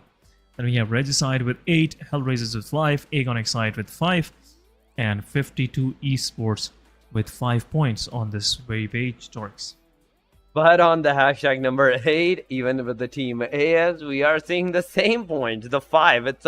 It's a complete 5 line, but right as we move on the hashtag number 9, the points goes a -1 and turns back to 4, 4, and 4 with Amines, SRX3X, and XGeneration respectively. But on the hashtag number 12 and 13, 14 and 15, we are seeing the 2 points for each and every single one of them. That is hashtag 7th Element, Team Star, and Team Top. But Skyline XTG, in this match, they were not able to secure a single point for themselves, and this is the second match, but still 3 more potential matches that the teams do have, and some potential gameplay that they can acquire for themselves. But SN, remember that after the first 2 initial matches, it is time for the TDM. It is going to be TDM, and I'm really more curious to see how this match will be played out, because this time in the round 2, we are going to see Team Regicide versus the Team of Freestyler. The winner 1 gets on the round 3, where that team has to fight against the team hashtag or the team QWERTY, depending on who's going to win that fight out. It's sorely depending on that, but right now it will be an interesting one, I must say. Torix, the way R3G is as a whole roster, and also Freestyle with that, gunpower of Momtud and talking about Wasi, it'll be an interesting duel between both of these teams. But let's have a quick look, guys. Early on, Zerbafel losing his life to knock his grenade. It's a 1 point for Team Regicide. They are opening up their accounts right away, but Winky going against Avenger. Avenger already low on HP, but good cover coming from the side of Momtu with that Groza. Taking down 2 now. Freestyle 2-1 it is. A good start for Freestyle. Some flashes going in. Vinky getting some damage. Some chip damage coming from the side of Avenger. But now being pushed forward is Zerbaf, giving a lot of damage. Senny with the utility. Want to confirm the players of Freestyle was Sue, but gets confirmed right away. Vaz confirming this one. But Freestyle Momto gets confirmed by R3G Avenger. It's a 3-3 on the both sides. Freestyle still keeping the lead. 4 points to their name, but right away gets confirmed by R3G. Noki was about to be the victim of his own player's nade, but Senny pushing in. Confirms another one. It's a 5-5 Torix. It's a 5-5, and now it's a 6-6. Both of the teams are playing on the equilibrium with the utils, with the gunpowder that they have. Winky was finally taken down by the hand of Naki, and now the 7-6. Freestyle has to make a comeback, and which they did. Momtu taking down Avenger makes the fight equilibrium. Naki taking yet another player, that is the buff.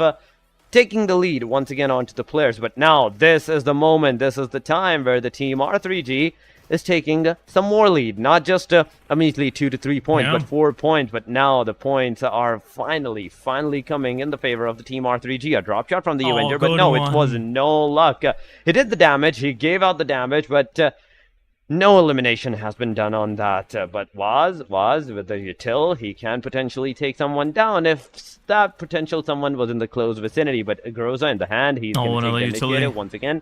Util fights. SN once again, it is all the util fights that we're seeing. First it's util, then the players goes for the rush, for that aggression, and takes the players down. But as soon as Waz gets out in the open, he's faced with 2 players. Both of them takes him down, and now fight goes back to the 14-12. A slight comeback from the team of Freestyle once again. Freestyle trying to make a comeback, but Waz confirming another one, making it 17-13. Naki and Waz really doing the work. But right now, Freestyle, Momtu, you want to surprise both of these players, but Team R3G right now, they are being pushed. Seni on the other side gets confirmed. Wasu with the utility. But Momtu, he is under a crunch coming from 3 players. A good pressure built by the side of Team R3G, but R3G confirming another one. Naki gets confirmed by Zerbov. Vinky gets taken out as well, but Zerbov confirming an Avenger. But right away, a cover fire coming from the side of Waz, taking down Zerbov as well. So it's been a back and forth happening between both of these teams for quite some time now. And now it's down to some utility fights. Momtu low on HP will get some more damage. Waz will go for the confirmation, but not any more survival for Freestyle. 24-17 it is. 7-point lead now. Freestyle, they are melting under pressure. Zerbov is also getting knocked out. Confirmed. And there you go. Team R3G. Waz takes down 3 players in a blink of an eye. And now Team Freestyle is under pressure. 25-18 it is. 15 more for Team R3G, but a long road ahead for Team Freestyle. Vasu low on HP. Vasu confirming another one. Seni gets confirmed this time around, and Vaz right away traded it out with Vinky. Some damage being dealt. Freestyle slowly and steadily pushing in. 26-21 it is. Good recovery. But how far this recovery is going to go, it's a big question. Vasu still in a problematic situation. Naki confirming this elimination. Momtu half HP. Nice. 27-25 Freestyle. Back-to-back 4 eliminations. 5, I must say. It's 27-26 now, Dorix. A while ago, it was almost like 5 or even 8 points difference. But now, just look at that. Once again, it is back nice almost on the equilibrium. And there we go. It is equilibrium. R3G is still taking the initiative, 29-28. But still, the utils, the flashbangs, and even the grenades is doing wonder for the team Freestyle right now at that point. 30-28, 31 right now. Now, team R3G has a pressure on the team Freestyle, where they have secured the 30-point marker. It's 33-29, where the other ones, the other team, the Freestyle, they have not even secured a total of 30 points for themselves. But 2 utils was dodging both of them beautifully. That was an Ultra Instinct move at that time as an end. For some reason, I thought he was going Super Saiyan at that area. But right now, once again, Freestyle against the team R3G. They're taking the initiative. Fight is back to the almost equilibrium. 2 points difference. But now it's 35-32, 33-35, and till the very end, we cannot be sure who will take the win. Yeah, we're not sure. 36-33 it is. Team Regicide pretty close to their goal. It's just 44 more to go for them, but Vasu getting flashed by Naki. Zerbov is on the off angle, covering any aggression coming the way of Vasu, but Naki getting some chip damage from the utilities. Zerbov low on HP will still confirms Naki. 36-34 it is, but Team Freestyle Vinky low on HP in the warehouse. This could be a confirmation coming from the side of Avenger. Avenger have that off angle, but Zerbov still survives. Zerbov pushing forward, gets eliminated. Avenger confirming the elimination. 37-34 it is. 3 more to go for Team R3G. They're really aggressing. They're really trying to press Team Freestyle close to their spawn, but 38-36 it is. Vasu confirming another one. This was a mistake. R3G giving 2 eliminations back-to-back. Freestyle now still in the play. 38-37 it is. 1 more flash going in. The rail box. But no more fights. It's a stalemate now. Both of these teams realizing they are on the pivotal point of the match. One more for Team R3G and it will be over for Freestyle. It will be hard to actually get 3 kills back to back, but Wasu, he's still trying something, you know, which R3G would least expect. But right now R3G, they are holding on to their horses and not making any mistakes. Freestyle above, really trying to close in. Want to equalize the whole thing. 38 to 37, still a standoff. Not gonna happen. Freestyle not pushing forward. 3 minutes still, there's a lot of time left. This brawl can break out at any time now, Torix. This is the calm Team before Freestyle. the storm. Yeah, that's the calm before the storm. They're slightly reluctant. They don't want to peek out to any crossfires being set up by R3G, but R3G is pretty close. If one more entry for R3G in this defense that Freestyle have set up can actually make things work. But Freestyle trying to gang up on the players of R3G. There you go, pushing forward. There we go. Low on HP. 38 was to really 38. assessing the situation. Was 39 to 39. But low HP player and it's over. Was confirming the final one. Momtu was already low on HP and it's over. Team R3G. They are proceeding forward into these TDM brackets. Will be facing against either of these teams from Hashtag or Team QWERTY. Whoever will qualify, whoever will win from that match will face R3G in round number 3. But what a match, what a close match, Torix. A beautiful close call. And even we saw that yesterday with Magnus and Se7en Esports, if you remember that, and oh my god, it that was also such a close call at that time. But now is the moment. Now is the moment. After the TDM match, now we will have to see where we will go. Which match is once again being held out, because after the TDM, it is once again a dry pace. Miramar, the Barren Lands. After that, there will once again an Erangel match and a TDM. We will witness the TDM once again before going on our final match of the Miramar. But right now, this is going to be of the group A, B, C, in fact, D and E. C are on the benches this time around, and A, B, D, E, potential teams that were on, even on the after the week 1 overall ranking, they were on the top, and they were like, they have the potential in these matches to take the initiative against themselves, because the group A consists of so many potential team. Aegon, 7th Element, Team Magnus, and even the Team XGeneration. But right now, SN, we can see the players getting ready for their matches. And as soon as they're ready, we will see them head out to the barren lands of Miramar once again. Where will the plane line be? Where will the plane go? This is going to be the bigger question. But guys, the wait is over. Finally, we have started the match. This time, look at that. It's the Oasis. I am seeing the plane line from the Oasis straight going to the down. It's almost a mid-bisection of the map. Lost Leons in the plane line and the cave areas of the Lost Leons still in that play. The teams has an easy acquisition of Eastern, but the Western region is in this time. Yeah, most of the cities right next to the close to the plane line are accessible.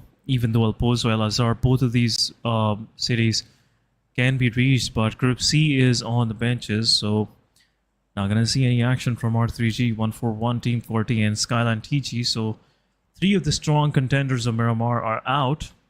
So it's a chance for other teams to actually show what they got. But actually this time around, they are going for Torea Moda. Campo Militar it is.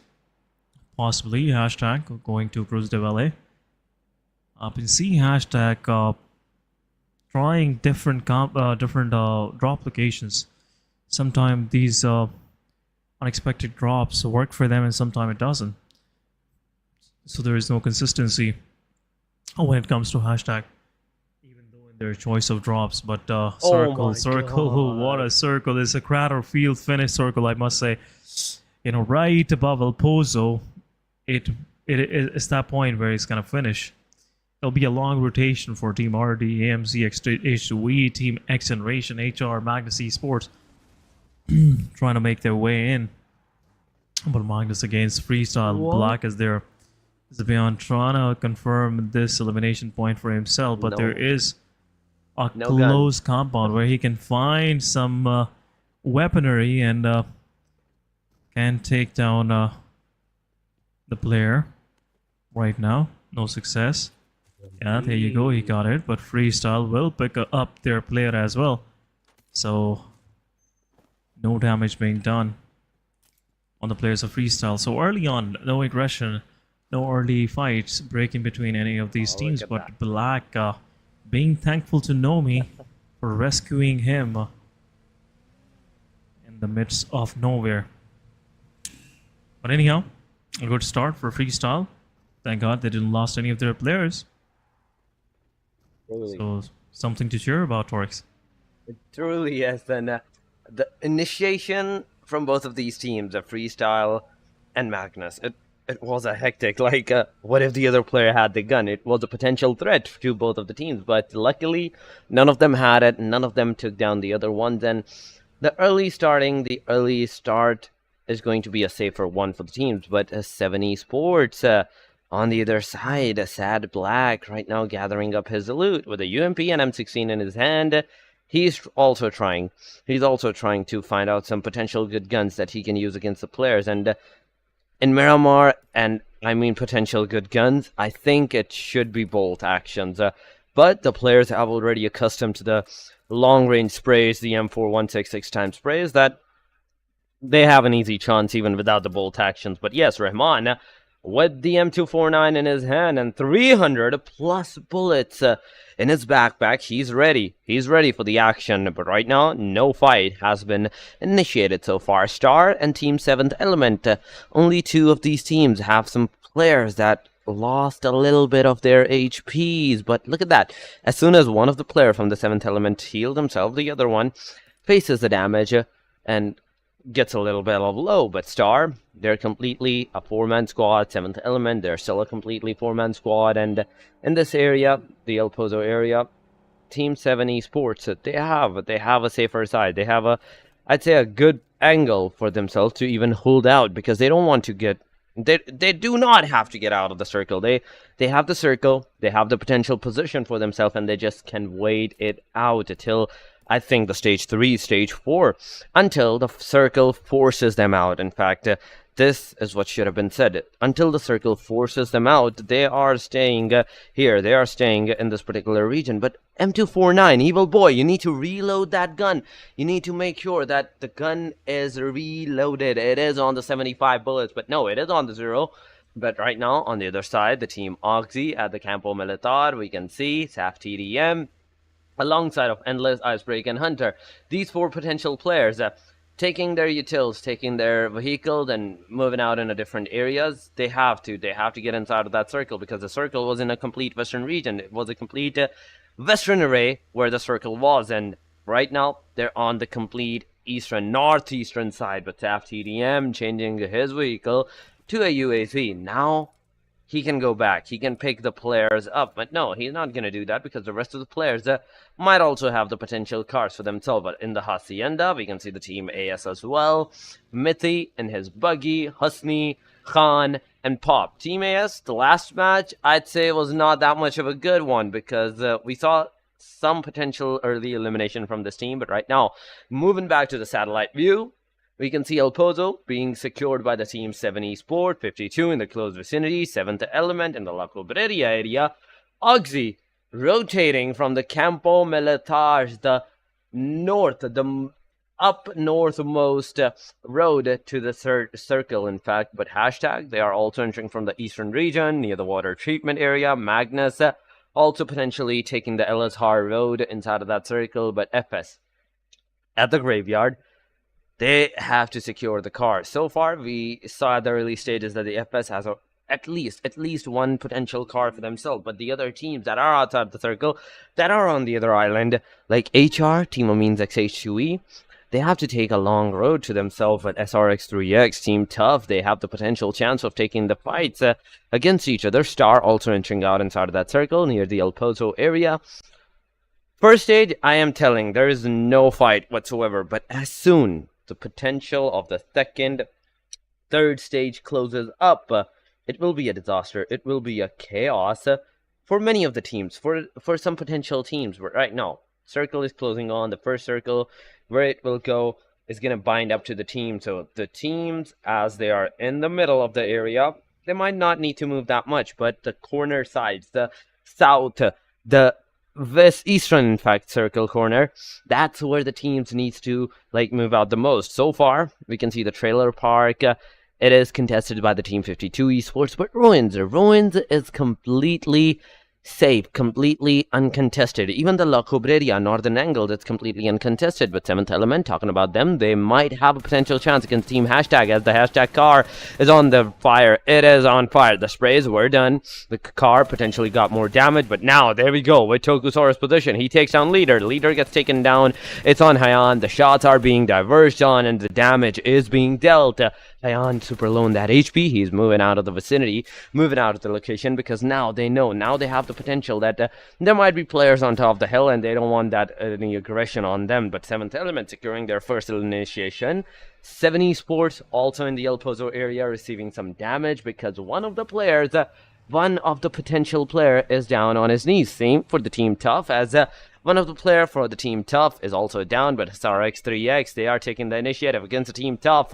Thor is on his knees. He's going to be completed and secured by the hand of SRX3X. With the car elimination, Nice gets that kill. SRX3X with potential 4 players in the El Pozo region. They are going to secure their positions. In fact, right now, 7th Element needs to move out of this circle as soon as possible, because the first circle has closed up, and now 7th Element, being not in the circle on the other side, has gone a hard northwestern side shift. And even the Ruins area, a little bit of a slight area of the Ruins is in the circle. La Cobreria completely in the circle. Team 7 Esports potentially somewhat in the circle, but Team Top 52 Esports, and now they are going to gatekeep the 7 Esports. They're going to gatekeep each other. Team Hashtag versus the Team Oxy versus the Team 7th Element. The first one to secure the mid position is going to be the one that will be faced up with some initialization shots, with some potential dangerous shots. But 52 closing on the Team Tough moving out of that vicinity, trying to find out a position, find out some compounds for themselves. Team Hashtag on the northern ridge, on the northern side of complete mountain top, they will be faced off against the Team Oxy, because the position that the both teams are in, it is of the ridges fight. It is of the mountain fights right now that we will witness with the Team Tough after losing one of their players. They're in the close line of the Team 52 Esports, but with the monster truck that Tarzan has, he's not going to have a hard time climbing up the mountain. He's not going to have a hard time climbing up these small mountain areas, but there we go. The utils are being given out to his teammates. Hacker on the other side is coming from the back angle. He's slowly and steadily contesting upon the players, but Tough 52 Esports, when will it happen is a bigger question, because Hacker has spotted out the players, and now he's waiting for Edgar to stop, and that is the moment, that might be the moment that he uses that K9 on the headshot. Yeah, probably that's not going to happen, because it doesn't look like Team Tough Edgar is going to stick to a position for this long that you can precisely put your crosshair on the headshot. But Hacker still waiting for that golden moment where it actually do the magic, but doesn't look like it's gonna happen. Hacker not stopping, Edgar not stopping anytime soon, but looks like Hacker gotta be careful. But Oxy, NAS, what's happening? Has some damage, and let's take down Khan. There'll be some more coming their way, because Saf is already on that compound. You just have to be careful. Cannot give out his position, but if Saf takes down a pop, as I was about to say, he did. And now Oxy have total control. The rest of the Oxy have to be closing in. It's a 2 versus 4 now. Saf still holding on to his position, not changing anytime soon. But utility being thrown. It's a waste of utility, but Mithe is trying to take down Oxy Saf right up top on the concrete building, but Saf positioning himself back and forth. Not making any mistake. It's a 2v2. Saf changing his position. Has a flash grenade in his hands. Really pushed Team AS to one side of the compounds. Oh, there we go. Husney with the nade takes down one. Hunter is there. Husney will confirm the elimination. Where's the rest of the Oxy? Nice. Saf gets eliminated in the process, but Hunter, he is still holding on to his position. Mithe and Husney going in as a whole unit. This duo really trying to survive, but Icebreak with the nade, he threw it away. This is another wasted utility, but Hunter with the nade still holding on. Another flash goes in. But that off angle, Husney and Mithe, they can be pinned across these compounds, inside those corner compounds. But Endless, he's repositioning himself right now. He's on top. Can actually spot one of the players from AS. Husney is there.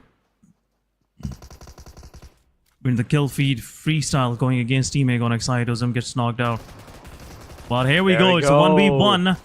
Mithe takes down one. Husney is low on HP. Mithe is there, but it's Oxy gets another player confirmed. This will buy some time for Husney to heal himself. It's a 2 versus 2 now.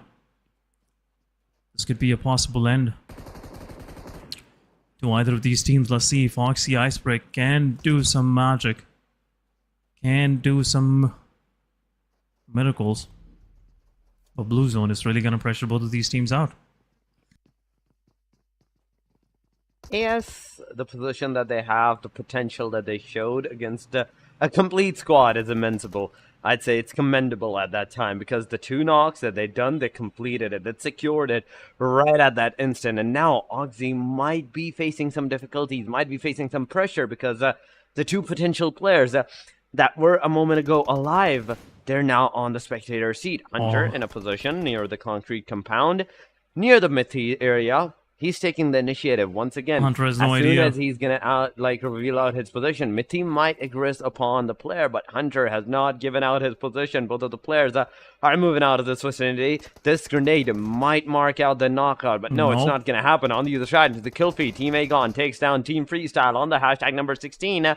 They go. Now the first team to get eliminated is going to be Freestyle, but the 3rd stage is closing in 10 seconds. Husney finally going for that aggressive stance against the Team Oxy. One of the Team Oxy players have moved out of the position. Icebreak with the DBS. He's going to be the only guy that is taking the fight. But no, Mithe is going to take him down. And now it's all up to Hunter. Hunter, you have to leave this position out. You have to get out of here and stay in a safer side. And that's what Hunter is going to do. He's going to get into his buggy. He's going to chase down the circle. And the circle is where he's going to hold his position down for the rest of the match. But Team Tough against the Team Magnus.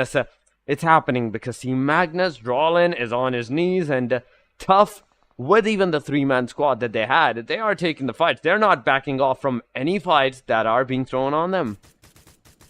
Yeah, and once again, trying his best. Edgar trying to get some of these bullets into Malik, but no success so far.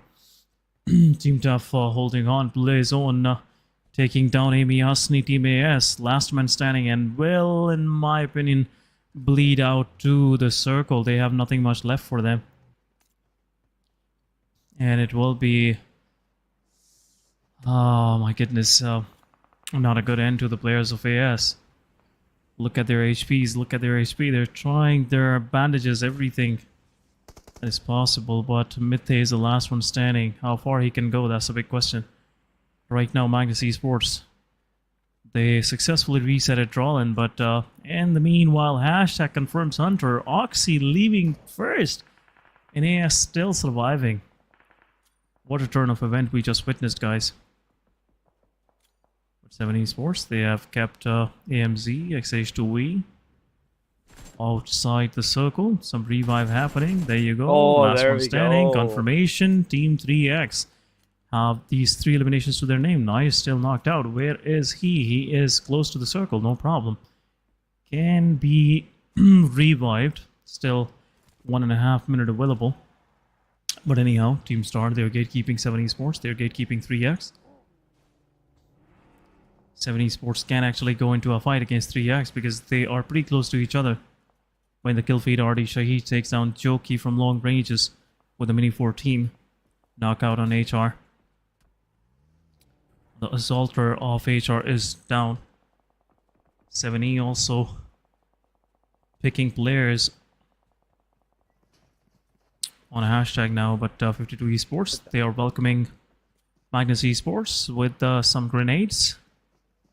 No success so far, but hashtag in the kill feed gets eliminated. It's a quick exit on 13th spot, but Magnus Esports, they gotta face this wrath coming from 52 Esports. 4 versus 3 it is. Finisher on the off angle, but Trollin. Oh, there we go. With the utility, takes down one. Hacker also getting some damage. Finisher is there on the angle, but as they were about to cross, Valud takes the one down one. Silvan is still knocked out, but Hassan takes down Finisher. Is the last one standing. Malik, he is in the panic room, and a utility goes in. No success. The guy jumped out of the compound, but Molotov on the doorway. But 52 Esports have to be careful. They gotta pick up their player. But Malik going for the fight. Malik low HP. Malik's taken one down. But Valud Molo will do the job. 52 Esports clearing out Magnus Esports and successfully defending their location. 5 kills to their name. But in the kill feed, Mithe gets confirmed. 7th element, confirming that elimination to their name. Star, as I was saying, gatekeeping. Team SRX 3X. Miracle being the victim of the sprays coming from the AKM of Osama. Right away confirmation. Shamin also gets confirmed. Skull is still knocked out. Where is Skull? Skull is slightly isolated from his team. But 7 Esports right now pinning him down. Not allowing Fury to give out any help to the Skull. But Rahman, he is spotted out. Spray goes in. Rahman gets knocked out. Rahman, while he was trying to bust that vehicle to provide himself some cover, but in return knocks himself. Still some back and forth happening between Team Star and 7th Esports. Rahman is knocked out.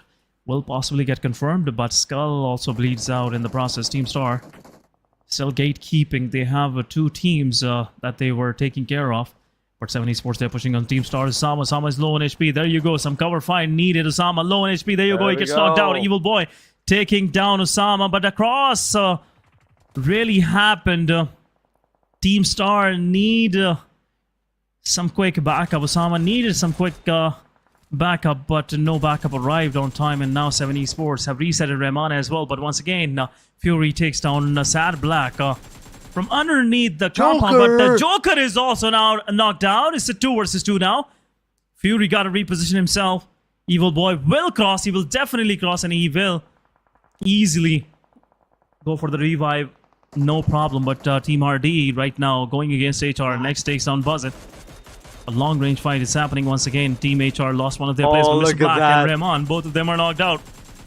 And the open Sad Black knocks out once again. Fury, what is he even doing? What is this guy even doing? Joker gets revived, but Daniel will confirm Sad Black.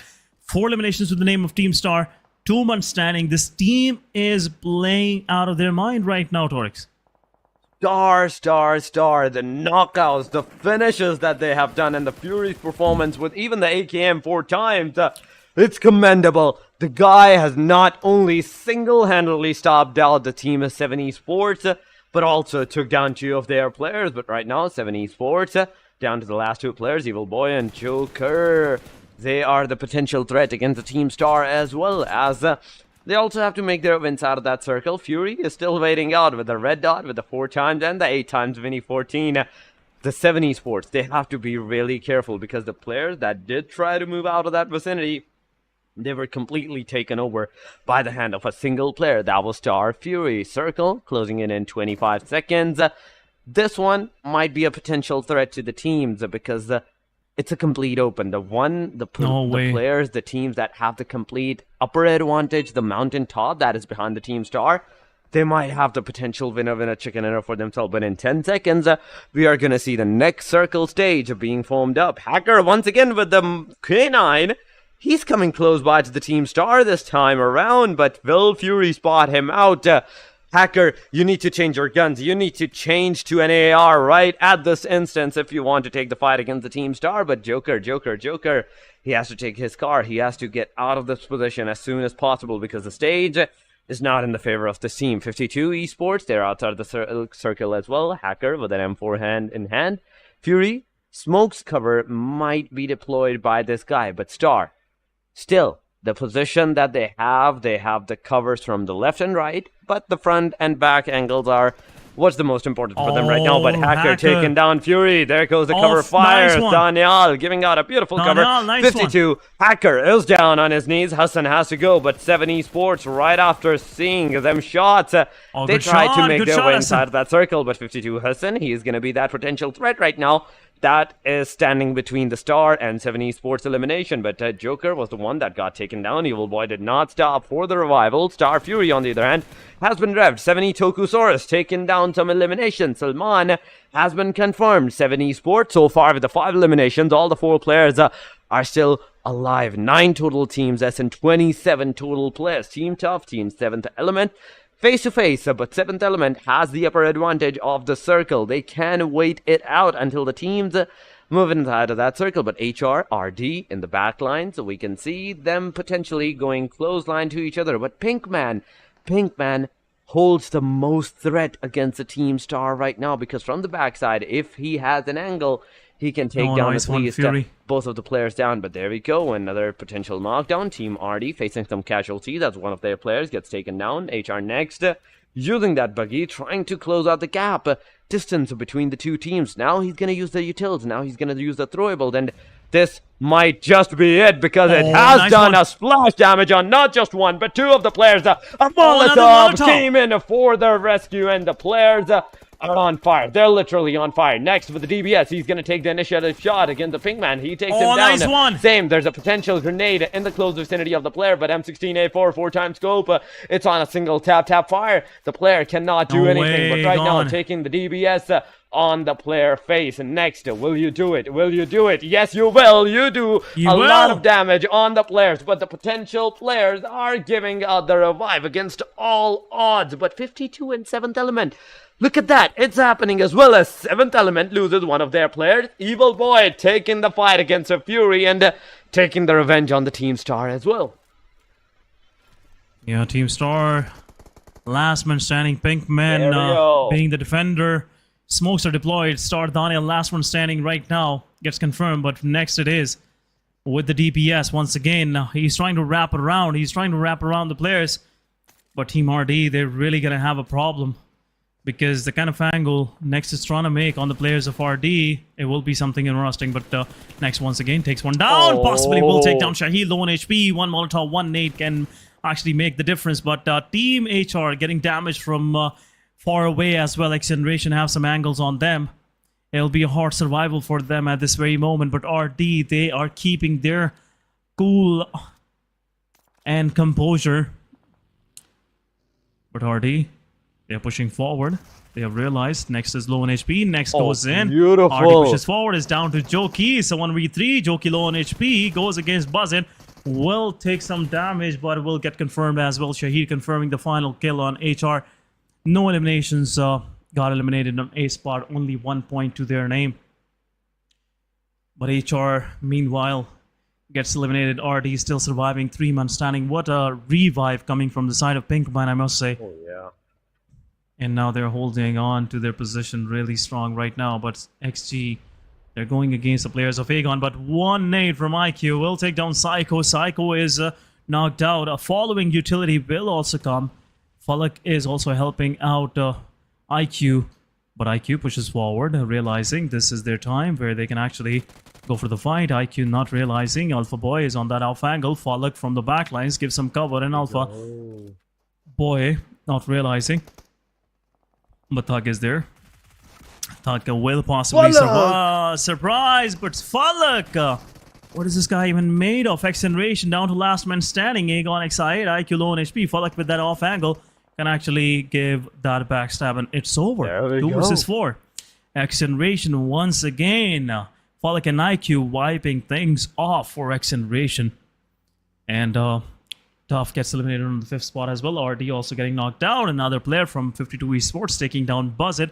Pinkman is the last one standing. Hacker on that off angle can make things difficult, but Pinkman is going for the fight. Utility can follow up, but Pinkman gotta revive his player. It's a safe place to be in.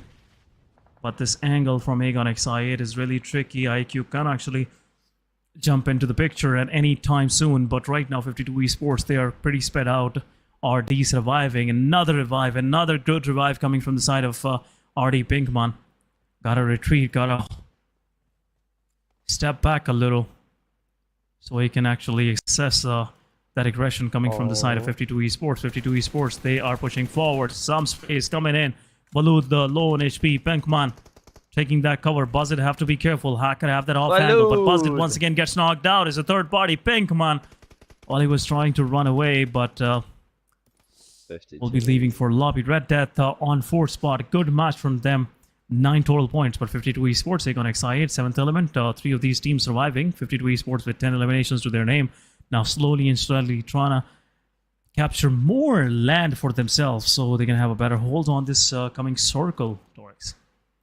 So far, I think every team has the potential of taking the fight against each other, but right now with the 52 hacker spray, Aegon, XI8, Pullux gets taken down. IQ being the last potential hope for the team. 7th element is also looking at the same direction where the team Aegon is going to be, but this can be a potential elimination from the both side of 52 and the team 7th element against Aegon, but no, 52, they are spraying right where they see the player. C24OP being on the receiving edge, he gets completed by 52. Hassan, IQ freeing from the team Aegon side, the last guy standing in the match. This might be a potential of 1 versus 2 versus 3 in the favor of 52 so far, because they have a complete 3-man advantage against Team Aegon XI8 and Team 7th Element. IQ taking the cars, he's moving out of that vicinity, but the car is on fire. The car is giving out smokes, and there we go. The car bursts down. IQ in the safe right now, but with the prone down position, he's not going to be able to knock out anyone, and there we have it with the fire. Valuth takes him down. Now 13 elimination to the hand of Team 52 Esports. They're going to be aggressing towards the Team 7th element.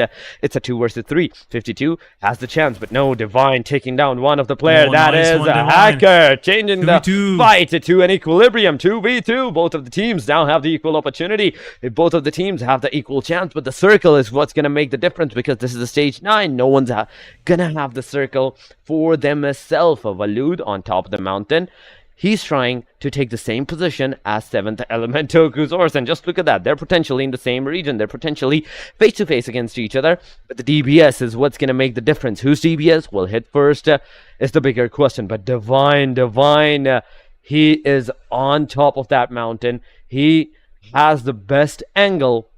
He not only can hold out that position until the circle starts and Team 52 is forced to retreat out of that position, but also use the utils against Team 52 Esports. But Tokusaurus against Valud, Hassan against Divine. Tokusaurus aggressing forward, going prone. This can be a potential threat because Valud can take you down with that DBS in the confirmation. But at the same time, Divine slowly and steadily reaching Hassan's position. Valud not giving out his I'd say position, because he is waiting out. He is waiting out, and there we have it. Tokusaurus gets taken down. 7th element on the receiving edge, and now the fight changes back to a 2v1. 7th element Divine, you're on top of the mountain. This guy is on top of the mountain, but no, he cannot spot out the players. As Valud's location gets revealed, Divine goes back to a step down on the vicinity, taking the fight against Valud. He takes him down. This is a potential 1v1 once again.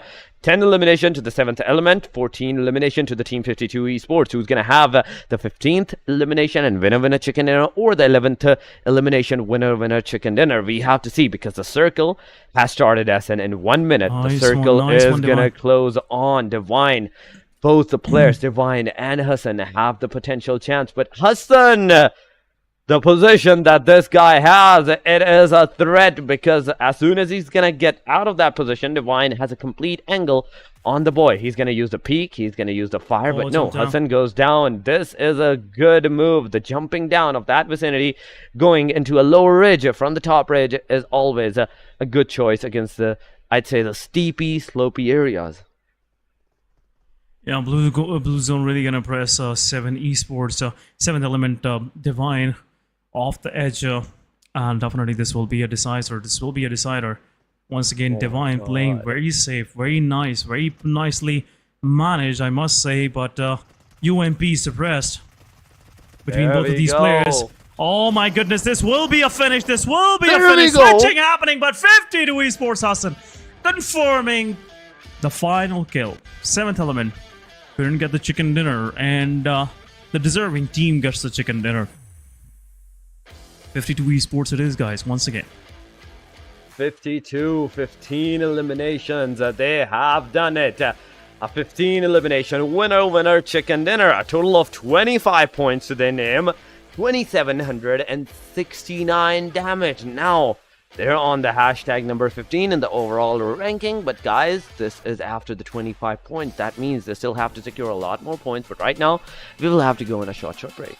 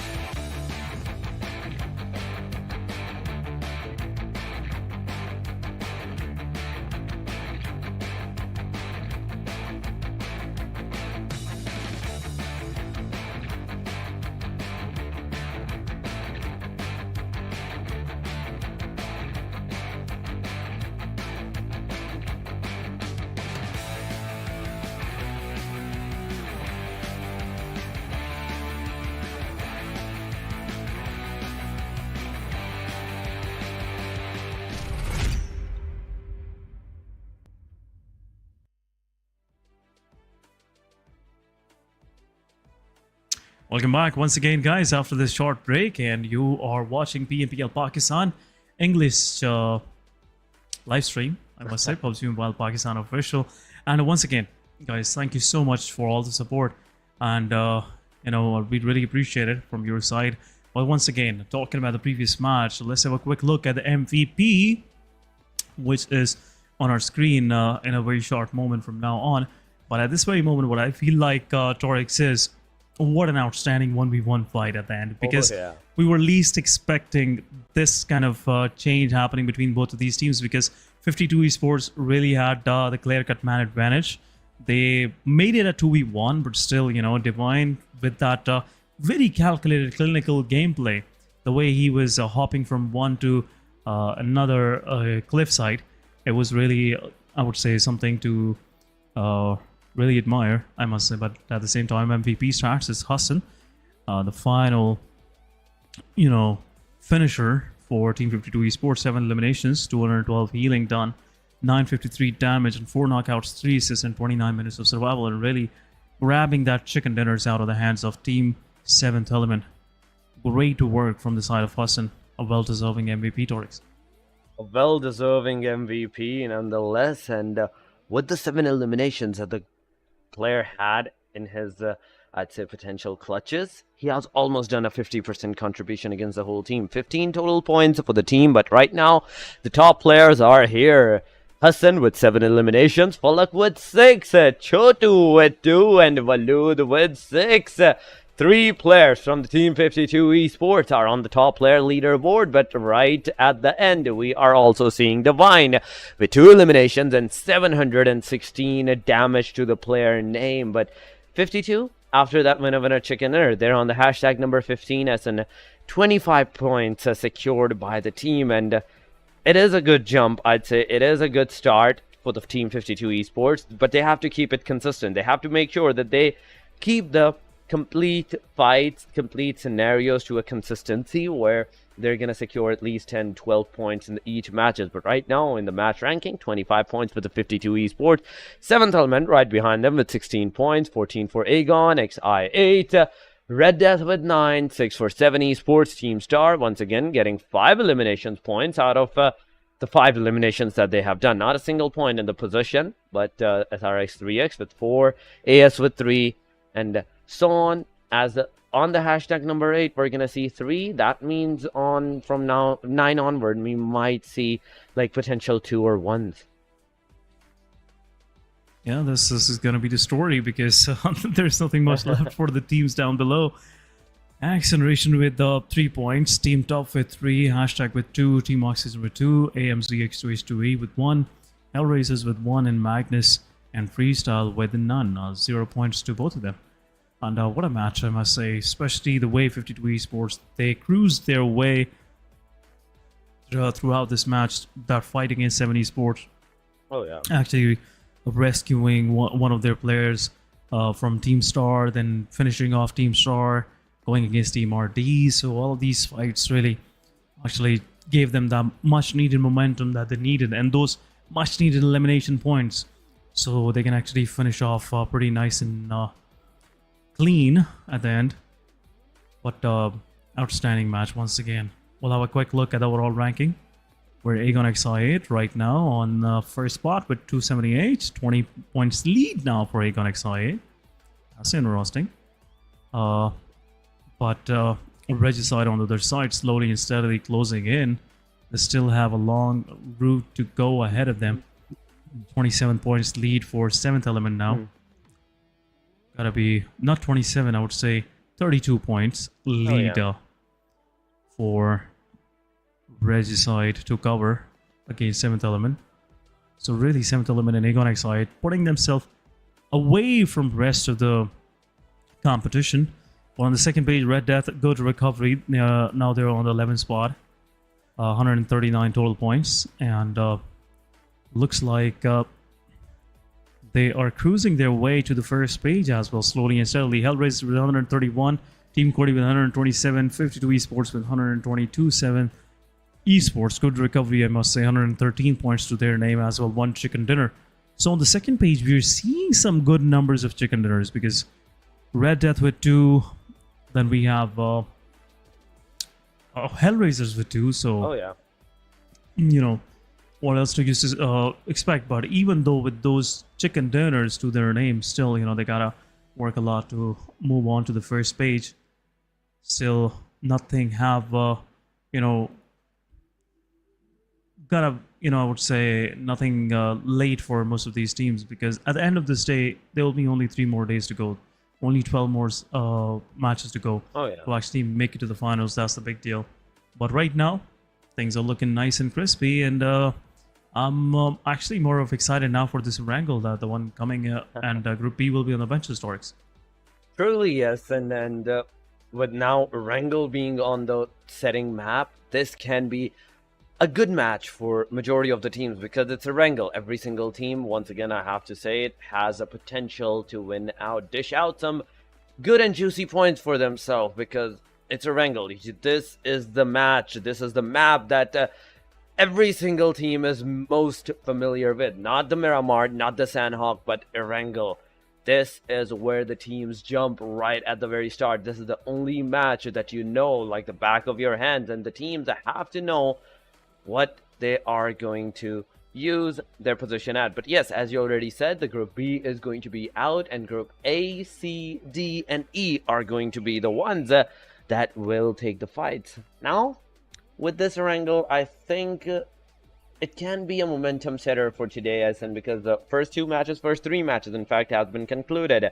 The teams that have generated their momentums, this might be the potential time. This might be the potential movement where the teams, I'd say, take the initiative back from them, or even give it out to them, because as Erangel is the resetting map, every team gets an equal opportunity, because we started with the Miramar. Some teams had the upper advantage, some teams did not. In the Sanhok match, it was the other teams that were not good with the, I'd say, a safer side play game style, and that's why we saw the complete aggression. Even the waters, even in the Sanhok waters, we saw that teams surviving completely till the very end. But now it's the Erangel, where your long range, your close range, your strategies, everything is determined, and your rotations are the key factors to your fight. This will be the potential match where the teams might take the lead back, or might give out the lead once again to the other teams. But I'm gonna ask you, SN, what do you think? Will we see an aggressive fight, or will we see the same safe side fights?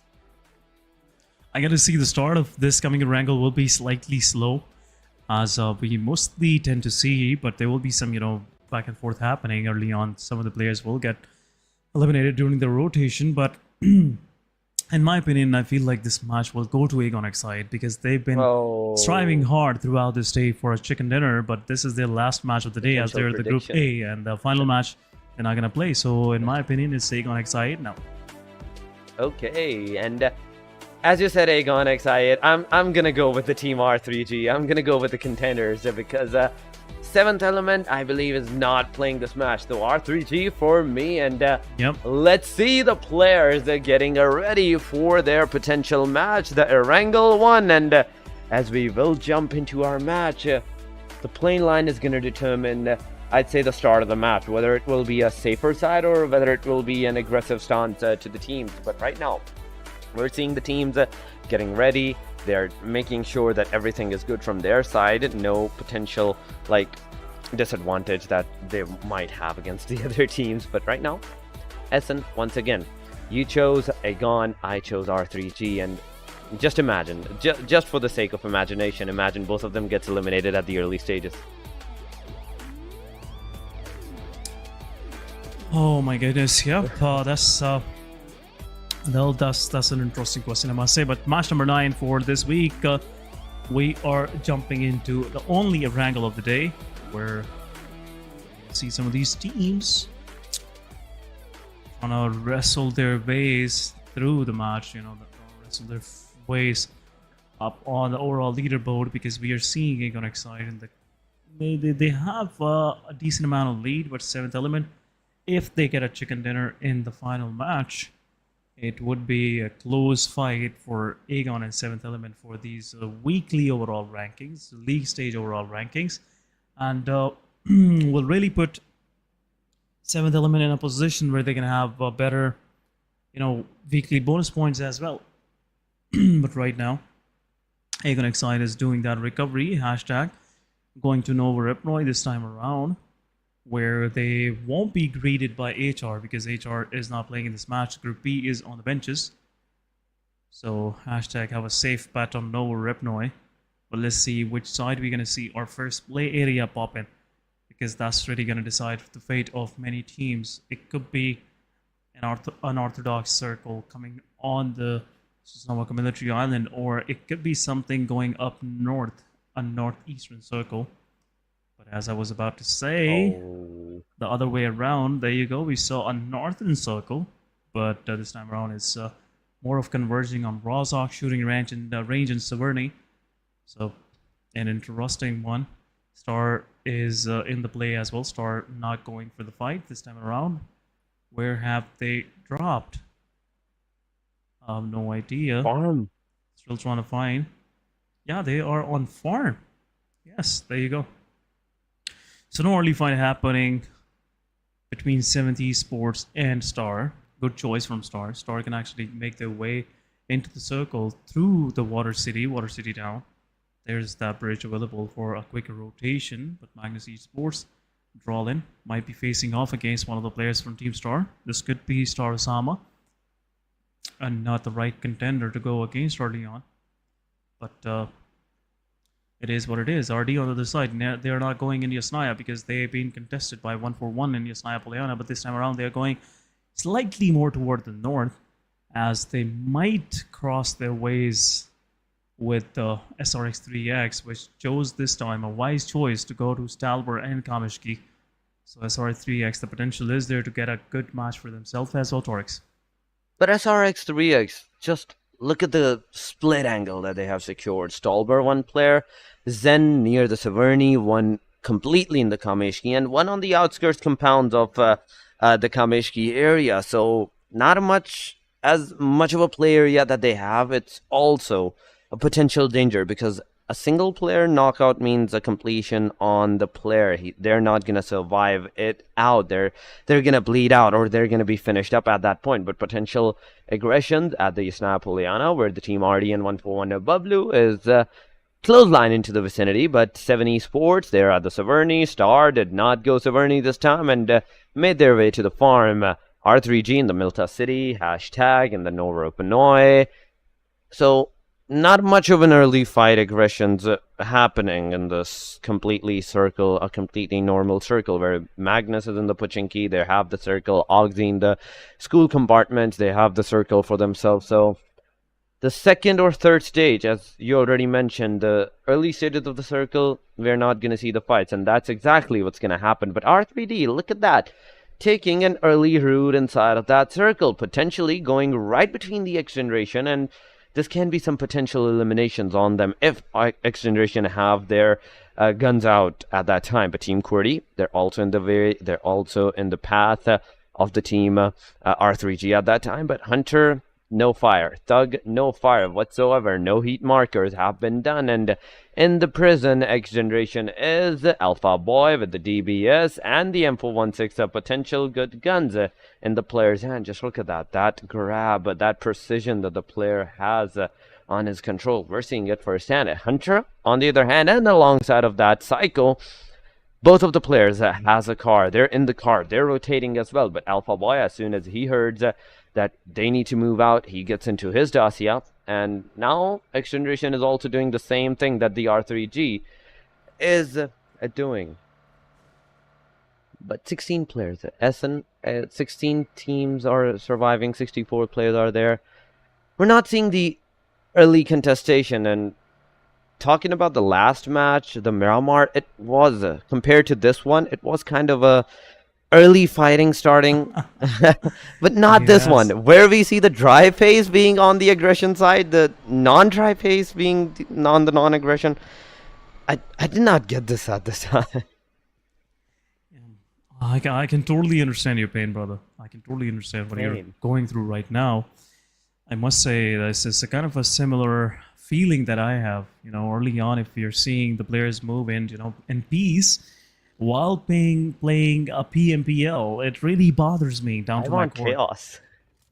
Yeah, well, we definitely want chaos. We want those barrels being heated with some exchange of fires. You know, some players dropping down, some bodies dropping down. You know, want to see things getting messy a little more.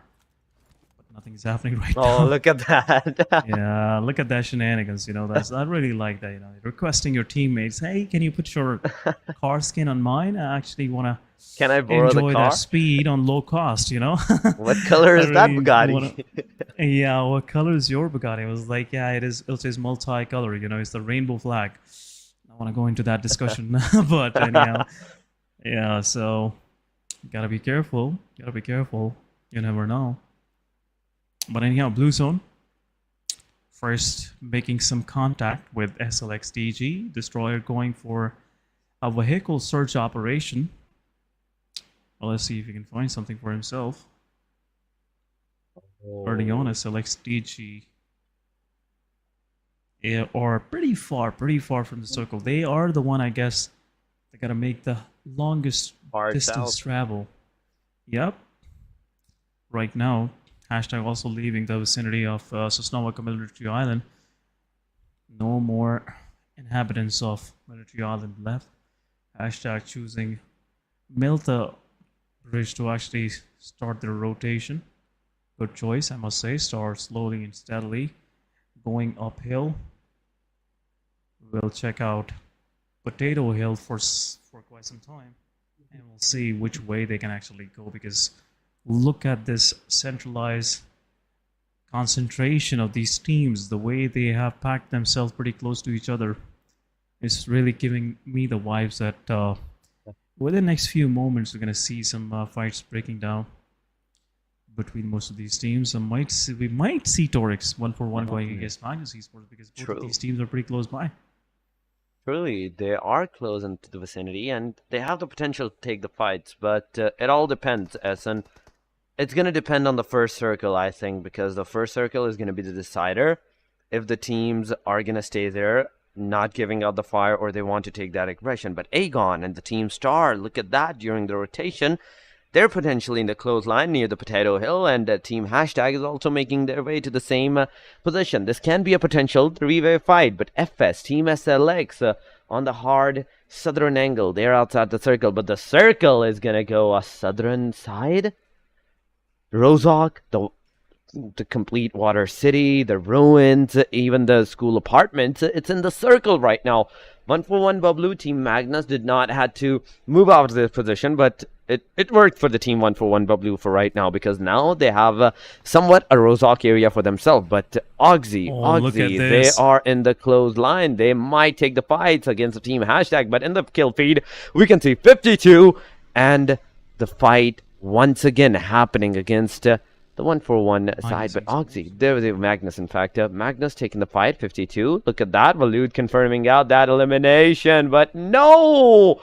Drawlin with right that away, cover. gets knocked out. It's a cover, it's a cover. Oxy taking the schools for themselves, but where's the chaos happening? That's the bigger question. It is somewhere in the Water City side, but right now we are seeing the team Oxy. But as we move to the Water City compartment area, so we are seeing the bridge side being contested. 52 Hassan having the grenade in his hand. Both of the teams are throwing the grenades. The potential grenades did not hit, but 52 Hassan, can your grenade hit? The answer is a slight of a moment, yes, because the damage has been done. Trollin is super low on that HP. The grenade confirmation from finisher side. 52 Esports moving into the back area, but Magnus, look at that. 52 Hassan taking 2 players down. He gets the confirmation on the players, and now Magnus is on the struggling side because finisher is the last guy standing. What just happened? Hassan with that golden grenade, making things worse. And for Team Magnus Esports, finisher may be the one actually about to get finished. The way he's moving in, Team Tough, Team Se7en Esports, all of them heard those gunfires. They heard that cracking noise which came from Magnus's fall. So Magnus Esports, no more magma left in them. Awesome with the nade, really rattled the whole Magnus Esports, really pushed them back, and finisher is right now trying to find something where he can cover, take some cover for some time. But Tough and Se7en Esports, they definitely heard those exchange of fire between both of these teams. But 52 Esports, the way they are playing, I must say, they are becoming a massive threat to the lobby, especially these players like Hassan and Waloed, actually making a huge difference. Waloed gets revived. Se7en Esports have the 52 Esports have the dice compounds for themselves. Down south, Aegon XI is slowly and steadily moving in, and now they are trying to seize the shorelines right next to the Rozhok. Gotta be careful. Taking some shots on the players of 52 Esports, but 52 Esports, now they gotta move.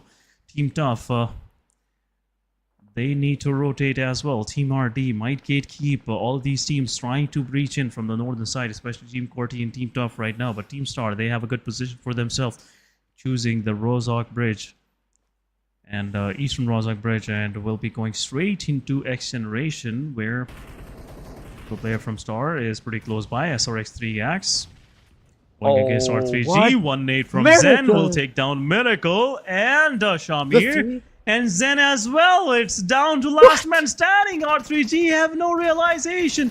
Last one standing. It's a confirmation. What just happened, Zen? What you did, lad? What you did, brother? Oh my god, another misclick, another casualty, another casualty happening with R3G with 2 eliminations to their name. Now gotta face Team Star, 4 versus 4 between both of these teams. Third party happening, 1-4-1, Bublu from quite a far distance. Ace. Giving some damage to the players of R3G, not letting them peek from that ridge. But right now, Team Star, they have repositioned themselves in a very nice way, in a pretty way, I must say. Osama on that off angle can really give some hard time to the players up top, but Fury gotta save his vehicle. It's a nice shiny car. Don't want to ruin it, but gotta back off. Team Star, Skull on that off angle, really pinning down the players of R3G. Naki behind that vehicle, trying to get some cover, but there is a call from Team Star that we gotta retreat. It's not the right moment to actually show some aggression, and now R3G will safely get back to their compounds as well.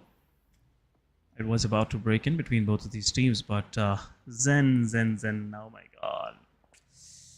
Not the right one in the chaotic situation, but anyhow, it happens, you know. It can happen to even the good ones among us, so yeah. 3x is out. It's still in the back of my mind that what the players are going to say to the single guys, and what the situation of Zen might be at that time when he naded the 3 players. But so far, SRX3X on the hashtag number 16, no elimination done. That was a potential grenade that could have been an annihilation for the R3G, but no, it was the annihilation of the team SRX3X. The fights are still happening. In fact, Se7en Esports against the team. It's happening. 52 on the other side. Look at that. They're also has lost one of their players. QWERTY outside of the circle. Team Tough outside of the circle. They're taking the initiatives. They're taking the fights. Thor receiving some damage, but at the same time taking some initializations. And the first confirmation for the Team Tough is through Thor. But 3-man surviving. Tarzan is out. Se7en Esports. They're once again taking the fight. The potential fight that started a while ago, it's still happening. FS and Nomi is clothesline to the Sad Black. Once again, Sad Black's grenade can be a potential threat, but the grenades are coming from Nomi. He's gonna hit Sad Black first and foremost, knocking him out. A Joker from the backline coming for the rescue, but look at that. As soon as he takes it down, he also gets taken down. Wussy comes in for the rescue, but no, Evil Boy taking him down as well, and that is the end for the Team Freestyle. FS being eliminated on the hashtag number 14. No elimination to their name, but oh my god. Se7en Esports, they survived a beautiful. The car eliminations on them, the car knockouts on them. It was a potential. Nice one. It could have been a deadly for them at that time, but no, they survived. Now we're down to the 13 team, then 49 players, but Tough, R3G. They're still in the clothesline, but no potential fights happening. This is a risky place to be in because it's open from every side. You cannot risk your way in the open, but look at Oxy. They are going for the fight. They are totally pressing into the players of Team XGeneration. Back and forth knock 2 of the players down on each side. XGeneration down to 2-man standing, 2 of the players in the backline. One utility can do the job, but SavDDM going pushing forward, trying to make an angle. Hunter is there with the utility, can knock 1 more player, but Psycho is pushing forward. Some more shots being dealt. Hunter confirmation. There you go, SLX. TG on the backlines. But what just happened? SavDDM, he went on the backlines, confirming the eliminations on XGeneration. The last one standing Thug. And now Oxy have that in their bag. Oxy just gotten 2 of the players knocked out, but 4-man standing, confirming the whole XGeneration squad. What is just happening? What is this team of Oxy even doing? Oh my god, I'm loving the way PMPL is reshaping itself. The teams that were struggling in the previous week, and now they're all gone lazy. Guys, you can actually see the excitement in my... Can actually hear, I must say. Using the right word in my voice, but anyhow. Oxygen, you're really giving me a hard time breathing, man. The way that you guys are playing... They took your oxygen. It's really making me hard to catch the breath for myself, but Oxygen 4 eliminations, they will revive all of their players. R3G, Star, Team SLX, 3TG, all in the close lines. Star still 4-man standing, 1 kill to their name. But R3G gets knocked out. One of the players from R3G, Noki, gets knocked out. QWERTY Khan in the kill feed takes down Evil Boy, but Khan gets traded out right away. Voltrix is the last one standing. Ramon is there. Can actually gatekeep, wouldn't allow the player to move in. But Se7en Esports, when did that happen? Se7en Esports lost all of their players. Now down to last one standing, Ramon. Ramon, the only but Voltrix trying to go for that survival. He knows how important it is to have a comrade right next to him. He did it. Because this can actually make his chances better to actually survive Torix. He did it. He survived. He made sure that his player, Khan, gets back on his feet. Ramon still trying to initiate out the shots and the smokes. The predictive spray that he's giving, no one's going to get hurt because of that, because the player has already reached its way. He has already revved up the player, but into the kill feed. 52 versus Aegon. It's happening. SLX, R3G, Team RD. This is a 3-way deadlock that's happening, but the 3-way deadlock, it's not going to happen until the Team RD goes straight to the Team R3G. Nice but Star in the backside, they can do it. They can potentially do it. 52 against Team Aegon once again. QWERTY Khan gets eliminated. This time around, completion on the player. 52 Esports so far with 6 elimination. And 3 players to their name. Se7en using the grenades on the player of Aegon because Aegon nice is one, in the IQ. water. Look at that. IQ. nice one. He gets the spray down. Once again, Uzum did some damage on Se7en, but now he is in the water. He is in the water. There is no way Uzum can get out of this position unscattered because there we go. The sprays good are one. being done. Good The one. player might just get Nice elimination, but Adil being on the side where he is the sacrificial player for the team. But Se7en is going to throw the grenade. If it's on the corner side, it might hit the player. But no, that was a wrong grenade on the left area. You should have thrown on the fried angle. And Uzum finally been spotted. Once again, been shot at. No luck. No luck this time. The second grenade will hit the spot because now the player knows exactly where to hit. And this time around, this is the elimination of IQ. But no, Uzum still survives. He is still the potential guy alive for the team. Aegon is surviving with just the last player. And Uzum is not giving up anytime soon. He's also kicking up a grenade. And this grenade might be the potential. But look at that. Look at that bunny hopping. Se7en hopping nice from one place to the other. And both the players are in a safe position. Well, they're in a safe position, but in the kill feed, Se7en Esports losing their last one. Oh, there we go. On will confirm the elimination. Se7en Esports leaving on the 10th spot, but Aegon XIA down to the last man standing. This could be a good news for the players of 7th Element because they can actually skim off that lead of Aegon XIA a little bit more. But in the kill feed, Oxy still not holding on to themselves. They are just going all in, gun blazing. But R3G versus RD it is. Pegasus is the first one getting down.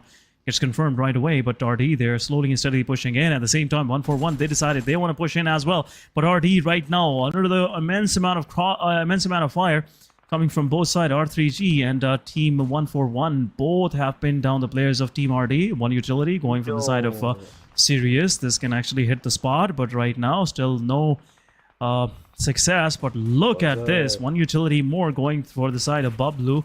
JD going against the player, low on HP. RD, what a fight. Team Bablu down to last man standing. Sirius it is in the smoke. And RD can actually finish things off. Buzzard still surviving. RD 3-man standing. One of the player is on low HP. Shahir will go back. Pinkman gets knocked out. Sirius is there. Buzzard is there to help the team. But utility from the R3G Noki will confirm the player. Shahid gotta revive himself, but Seni will take him down. What is Buzzard even trying to do? I have no idea, but Shamir is there.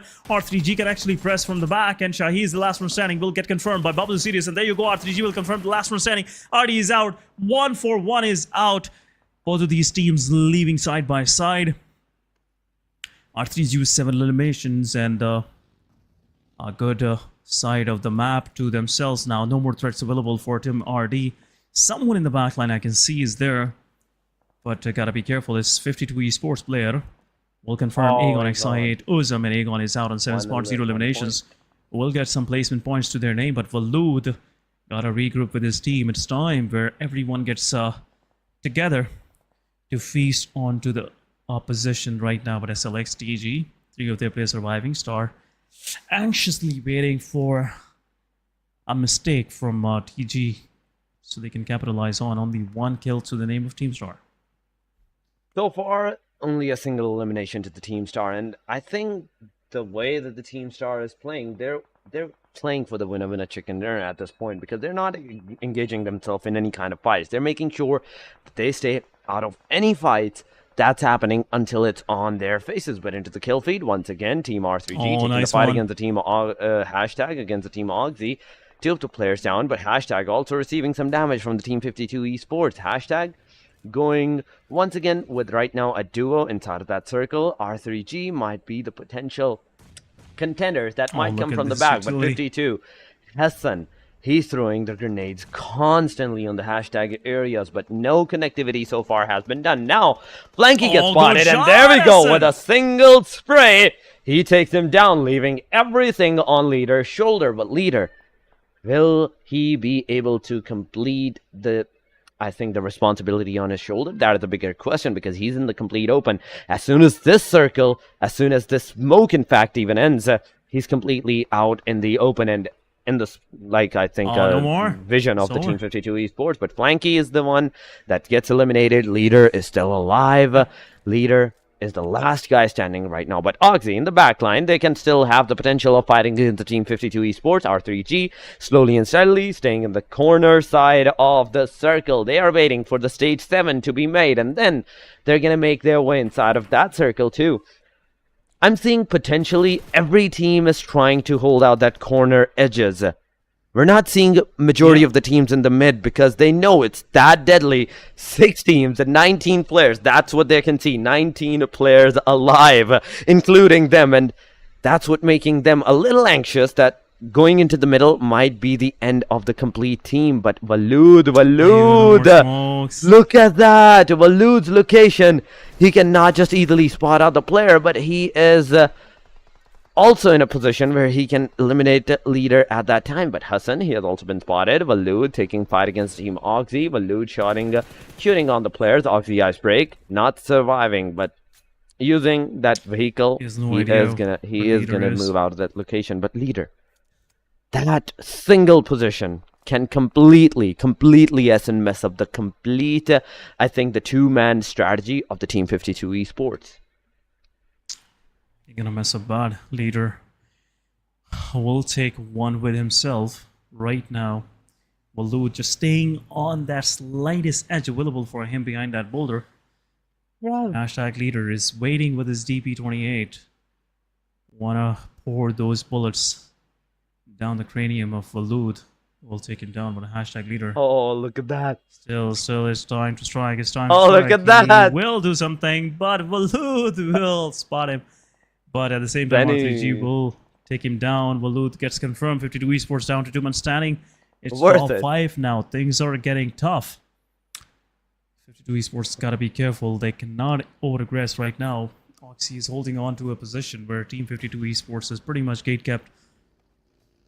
Hunter has no idea from which side he will be struck by. Oh, look at that. Bolt. But Seni with the utility going in, some damage from the side of Star Fury, but Team Star, they are also interested in the remainings of Team SLXTG. Thunder OP gets knocked out, Knight will get confirmed, Destroyer also low on HP, but Thunder is the last one standing, will step into the open. There we go. Get some damage on Waz, but there you go, confirmation. Osama confirms the kill, but also in the process, Osama gets a lot of damage in return from R3G. Still survives, but... it's the fight for chicken dinner. Oxy slowly and steadily creeping in on the backlines of Team Star. Star still have a map control, a better map control as compared to other teams. Rest of the teams are in the open. R3G gotta push forward. There is no way around, but Skull, you gotta be careful, brother. Things are messy out there. Things are dangerous. Team Star cannot afford to lose any of these players if they want to get the chicken dinner. But R3G, they're pushing forward. They are pushing off. Waz is there. Waz will get knocked out, possibly. But right now, R3G not making any mistakes. Osama is isolated. R3G might push on the player of Team Star. There you go. Seni takes down Osama. It's a 3 versus 4 now. Seni with 6 elimination could possibly make it 7 for himself. But Star getting damage once again. Fury is there. This will be a full-fledged push onto the compound. As a vital compound on the edges will give some cover to the players of R3G. But R3G slowly and steadily want to break in with some grenades. Osama is isolated. Will get confirmed, obviously. Oh, he's still survived. Be saved. But Naki gotta be careful if he's going for the confirmation. We'll confirm right away. There you go. 12th elimination. Naki getting a lot of damage. Oxy on the back line. Could possibly be the spoiler in this fight of R3G versus Team Star. Skull with some utility. Trying to find something in this open air, this open field that R3G is residing right now. But Circle, R3G have a hold of their own. Possible threats on their back are eliminated. It's everything in front where 52 Esports, Salman, last one standing, still surviving. Another consistent performance coming from the side of Team 52 Esports. R3G, 4-man standing, Torix. R3G, 4-man standing. Team Star with a 3-man standing. Team Oxy with a 3-man standing as well. The best potential for the winner of a chicken dinner has gone to the Team R3G right now, but Team Star, they're not giving up as well. One player out in the complete open with his buggy. He has been taken down. Fury gets a confirmation from the Team Oxy.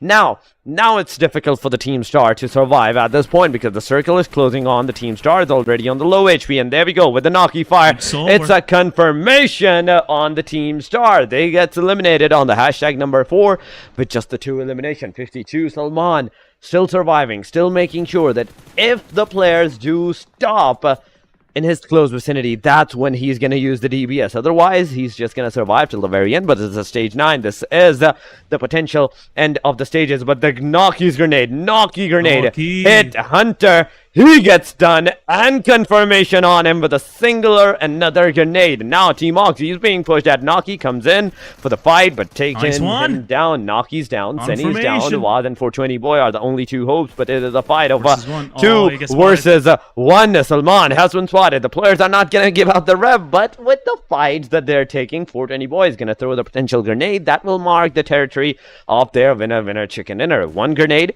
does some damage. 2nd grenade might mark it out, and there we have it. This grenade marks it down, and we can see that they have taken the winner chicken dinner, and with an amazing amount of eliminations as well as, and because judging from the play style that they have shown us in this match, it's more than 15. It's at least more than 15. There we go. Yeah, surely do. 17 total eliminations, 27 points to their name. Still, they're on the 3rd spot overall. But as 7th Element got eliminated early, as 7th Element who wasn't playing, so it's really gonna put R3G in some place. But gotta go on a short break, guys. We'll be right back.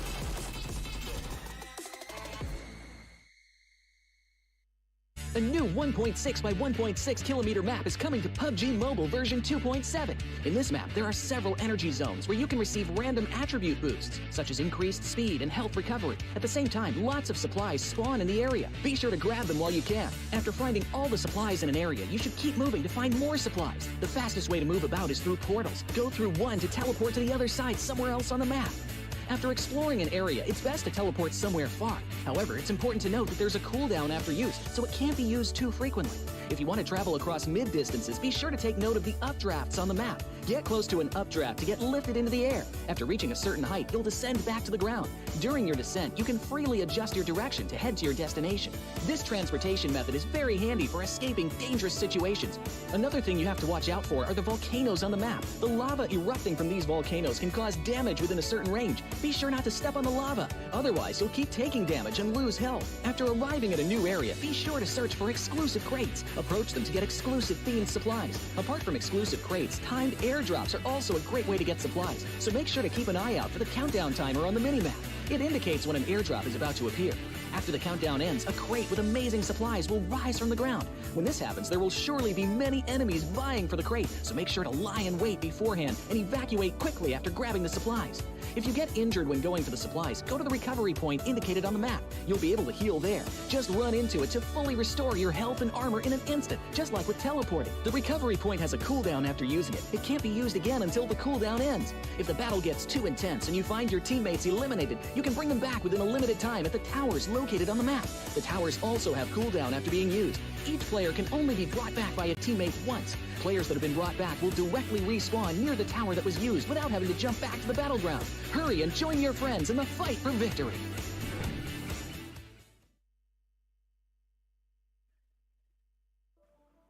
Welcome back, guys, after this short break, and what an outstanding finish by R3G, finishing things off on a high for themselves, and another chicken dinner to their name. I was at some point I thought it was something we can see, even though R3G were surviving in the midst of the circle, but still the way they were playing, the way they were feeling themselves, definitely was looking going their way, until unless they make a mistake like Zen.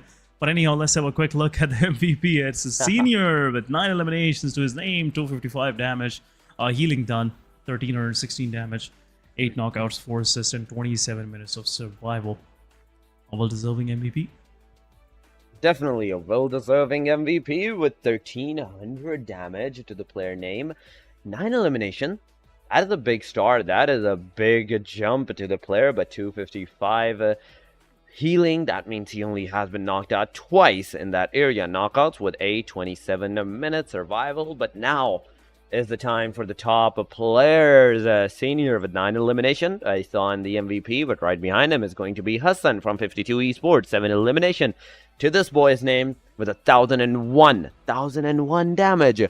R3G, Khan also securing his position into the top players with 6 elimination, 835 damage. Valud with 4 elimination, 873 damage. But Naki, R3G, once again, 3 players from R3G is on the table with now Naki having 2 elimination to his name. R3G in total securing 27 points for themselves. It is a big jump that they're going to also take. 52 on the other side with 19 points. With 19 total points, 13 straight from the elimination. The Oxygen, they're also on the 3rd spot, but from the 2nd page, from the Team QWERTY side, we are seeing 2 points. Hashtag also with 2. Team Tough, Magnus, Aegon X8 with 1, and XGeneration Freestyle and SRX 3X with just 0. Aegon, what happened to them this match? They only managed to secure a single point.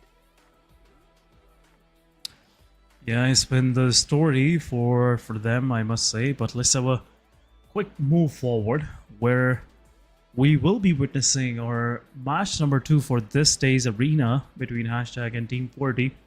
Both of these teams are ready to face off against Team Regicide in round number 3. But before that, they gotta go through the trial by fire. And that exchange of fire is gonna happen between both of these teams in the midst of that arena, TDM, the Team Death Match. It will be an interesting one. Team QWERTY have Voltrix, Freestyler, but let's see what these guys got. Here we go. 3 seconds and we will be going into our match. Finally, the last TDM of today against the team Hashtag and Team QWERTY taking the initiative. Just look at that. Hayad, we saw him jump throwing that grenade right on the face of the players. But right now, from the back line, there's also Flanky taking down Khan at 2-0 in the hand of Team Hashtag right now. And as I'm seeing Team Hashtag, just look at that. Their position, they are playing close to the back lines. They don't want to overextend their position, and with the Grozas in their hand, they can potentially take it out on the Team QWERTY. But look at that. A beautiful cover from Freestyler. Freestyler giving out a beautiful cover, making the fight a 2v1. Making it 2-1 for QWERTY. The first one to get started, but Hashtag Aqua, he's there. He will get peppered down, but even though he was the one getting connected first, still takes down QWERTY Khan. QWERTY Khan been having a bad luck so far. Wasn't able to get anything to his name yet, but Wolverine is there. Wolverine will confirm. Khan pushing forward. Ayan is there. Takes him down to 10 HP, still surviving, but there you go. Wolverine will drop down in front of Khan. Voltrix will take down Rebel. But Freestyle are also confirming Flanky. It's a 6 stakes on both sides. Things are getting equal now. Equal treatment on both sides. Still. Hashtag. They're playing kind of a passive-aggressive gameplay. They're not over-aggressing. They're not overextending. And then confirming those elimination points with some util. There you go. Another one goes in, and no damage being done. QWERTY Freestyler is still not damaged, but Voltrix going against Aqua, giving some damage on cross. Takes down one. Freestyler there gets eliminated. Flanky taking down Freestyler. 7-7 once again, but on the left flank it is Voltrix now. Voltrix again taking another player down from Hashtag. It's 8-7 now. Another confirmation from Flanky. Wolverine is. But Voltrix still holding on to his position. Rebel is pushing forward. There you go. Voltrix takes down one, going in a 1v1 against Rebel, but gets a lot of damage. Khan also gets knocked down to 10 HP, but he's been gate capped. Freestyler confirms Hayan. It's a 9-9 once again. Khan still holding on to his position. Hashtag Rebel gets down. Wolverine confirming Rebel. It's a 10-10 once again. Now it's a close call. I wasn't expecting it, but still, Hashtag good fight back. Definitely. And Oh, Look at that. There we go. As soon both exchanging kills. Exactly. As soon as the player gets an upper edge, the other team makes a comeback right at that instant. So far, right now, it's 11 to 12 in the favor of the team QWERTY, but it's not going to be far as the team hashtag is also going to take that 12 elimination. There we go. There we have it. And I have to say, Hyan is a crucial player for the team because he, out of the 13 elimination, he has single-handedly, I think, secured almost 7 to 8. And I can say the same thing for the freestyler, but at the end of the day, TDM is off the team. TDM is of the team compromisation. A single player, lack of single player, can lead up to the one-side complete domination on the teams. And hashtag right now, using every single player to the fullest against the team QWERTY. QWERTY doing the same scenario so far with the freestyler spray. He takes down Flanky, making the fight in somewhat of his team favor. Right now it's 15 to 17, and now it's 18. Look at that. Constant sprays, constant elimination against the team hashtag. But right now, look at that. Hashtag with a single util. Flanky takes 2 down. This can be a potential 3rd player down, but no. Aqua survives with a slither of HP. He gets into the back. So far, it's 17 to 18. Yeah, hashtag for the first time on the downside, but it's been exchange happening now. Hashtag confirming 1 on Team QWERTY as well. 18-19 it is now right away. Hashtag Aqua gets confirmed. Voltrix also been taken into consideration. Flanky gets confirmed as well by the Wolverine with the utilities. 90-22. QWERTY still on the upper side. 3 points lead for Team QWERTY. Wolverine, he is not making any mistake. I would least expect a mistake from this guy, I must say. But Ayan is there. Aqua low on HP.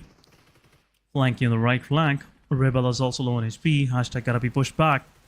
But still Aqua taking some shots. Freestyler really pushing back team hashtag. Lead goes up to 3 points. Aqua taking down Khan. Flanky holding close by. Wolverine also getting some damage from Rebel. But still, no mistake happening. Right.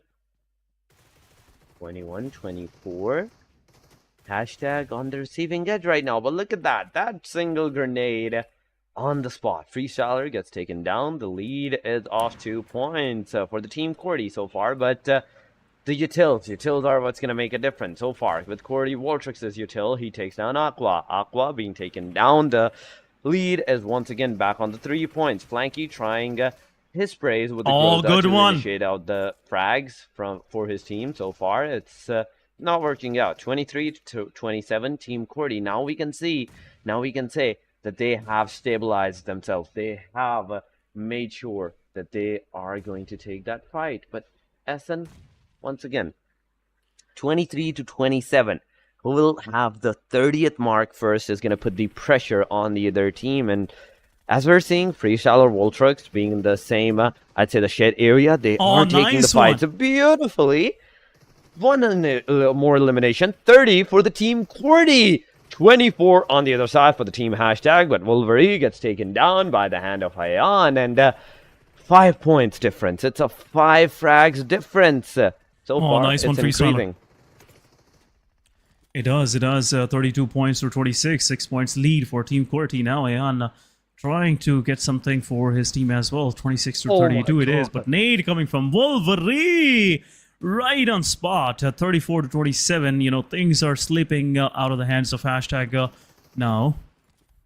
QWERTY with this lead is really feeling themselves. That's the reason why Freestyler and Wolverine playing the game of their life right now. Voltrix, now good shot, low on HP, still fighting back. Some cover five fire giving to the players of QWERTY Freestyler, and he will heal himself back up. Oh my god, look at Freestyler that. pushing forward. Flanky will get confirmed, but Wolverine with the cover fire. Will confirmation, 28-39, last one standing. Khan will try his best to actually go in, but hashtag Rebel will take it. But QWERTY Wolverine confirming the final kill, and Team QWERTY will move forward. QWERTY will move forward, definitely. And now, in this round 3, they will be facing the team Regicide, but still, there is 2 more matches for the TDM that we will have to witness. SRX3X, Team Red Death, 7th Element against the XGeneration, but that will happen on the next day, because right now, in a while from now on, we will be moving on to our 5th match of today, the final one, once again, SN in the barren lands of the Miramar. And this time around, remember that Group A have played their matches. This time, B, C, D, and E are going to take the fight against each other. 7th Element, once again, they can make, I'd say, the lead up to them. They can slither it down somewhat more, but right now, you have to see. Because it's Miramar. The starting map we saw is going to end on the same note, the barren lands. But right now, SN, once again, where will the team head out and how will the map be played is the bigger question. That's the bigger question. Right now, looks like teams are ready for this final one. Group A is sitting on the benches, so we're not going to see Team Aegon XIA, Team 3X, Team Star, and Team Se7en Esports in action. And that will be, kind of an opportunity for Team R3G as well to actually close in some more distance that they have from the second spot. Can actually replace 7th Element. But 7th Element, they're not going to let it go, because the way 7th Element been playing, I must say I'm really becoming a fan of their fighting spirit, their passion, actually into this PMPL. So let's see how this whole thing is gonna pan out, Torix. But right now, what is on top of my mind is the way R3G and Oxy were playing in the previous Erangel. That's something we should discuss. And I must say the way Oxy was playing is really commendable. They were 3 versus 4, but still they put a fight back, took down 2 players from R3G. But anyhow, they're gonna get eliminated because they were on the receiving end. They were on the with the low numbers, I must say. But that performance from Oxy against XGeneration and those other fights they took, that's outstanding, man. I want to see Oxy going even further with these kind of performances. Definitely, I want to see the same things, and I want to see the same things with the different teams. And as I'm talking about the different teams as well, especially the teams that are at the bottom lines, because these are the days. After today, you're only going to have 3 more days to showcase your performance. And after that, the top 16 will move into the grand finale. So these 3 days are of a much potential to you. And with the day break that we're going to see from tomorrow, there's a slight break for the teams to redevise their strategies. I think some teams will make a comeback in the last 3 days, but we will have to see for that. And who will have that top 16 position? That is in the back of my mind right now, because the fights, the threshold is that much of a close line that a single match for those teams can lead up to their potential securation of the position. The top 16, they can secure it out for themselves in a single match if they go completely with a good amount of eliminations, and I'd say a good position, a top 5, the top 4. They can easily secure it out. We saw that single-handedly with the Team Star in the yesterday matches, with the single winner chicken dinner that they had from the 12th position to the 6th. They jumped down, and those are the big jumps that you can take and potentially lead up to some teams that are struggling at that area with just complete same points or just 1 to 2 points difference. It's up to that point. And the group division, I'd say changing is what makes the things even more complicated, because in sometimes, for example, Group A plays its complete matches. Now, with this, B, C, D, E are going to play. Group A can only hope that they don't get overturned, because those single matches may be the one that lead up to the complete, I'd say, the full stop for that team's next aggression.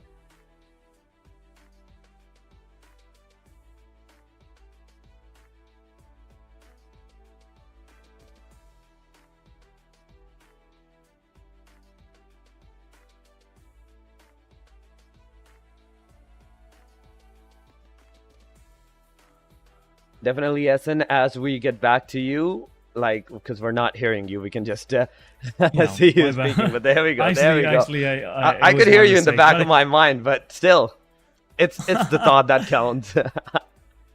yeah, it does. It does. Sorry for that. I actually didn't realize I muted off myself. But apologies for that, guys. As I was saying, that grouping, especially the way there's a 5 to 8 minutes, a time between the matches. Some of these teams with not good memory like mine, they they would really mess up the whole thing for themselves. They won't realize which of the 4 teams are not even playing.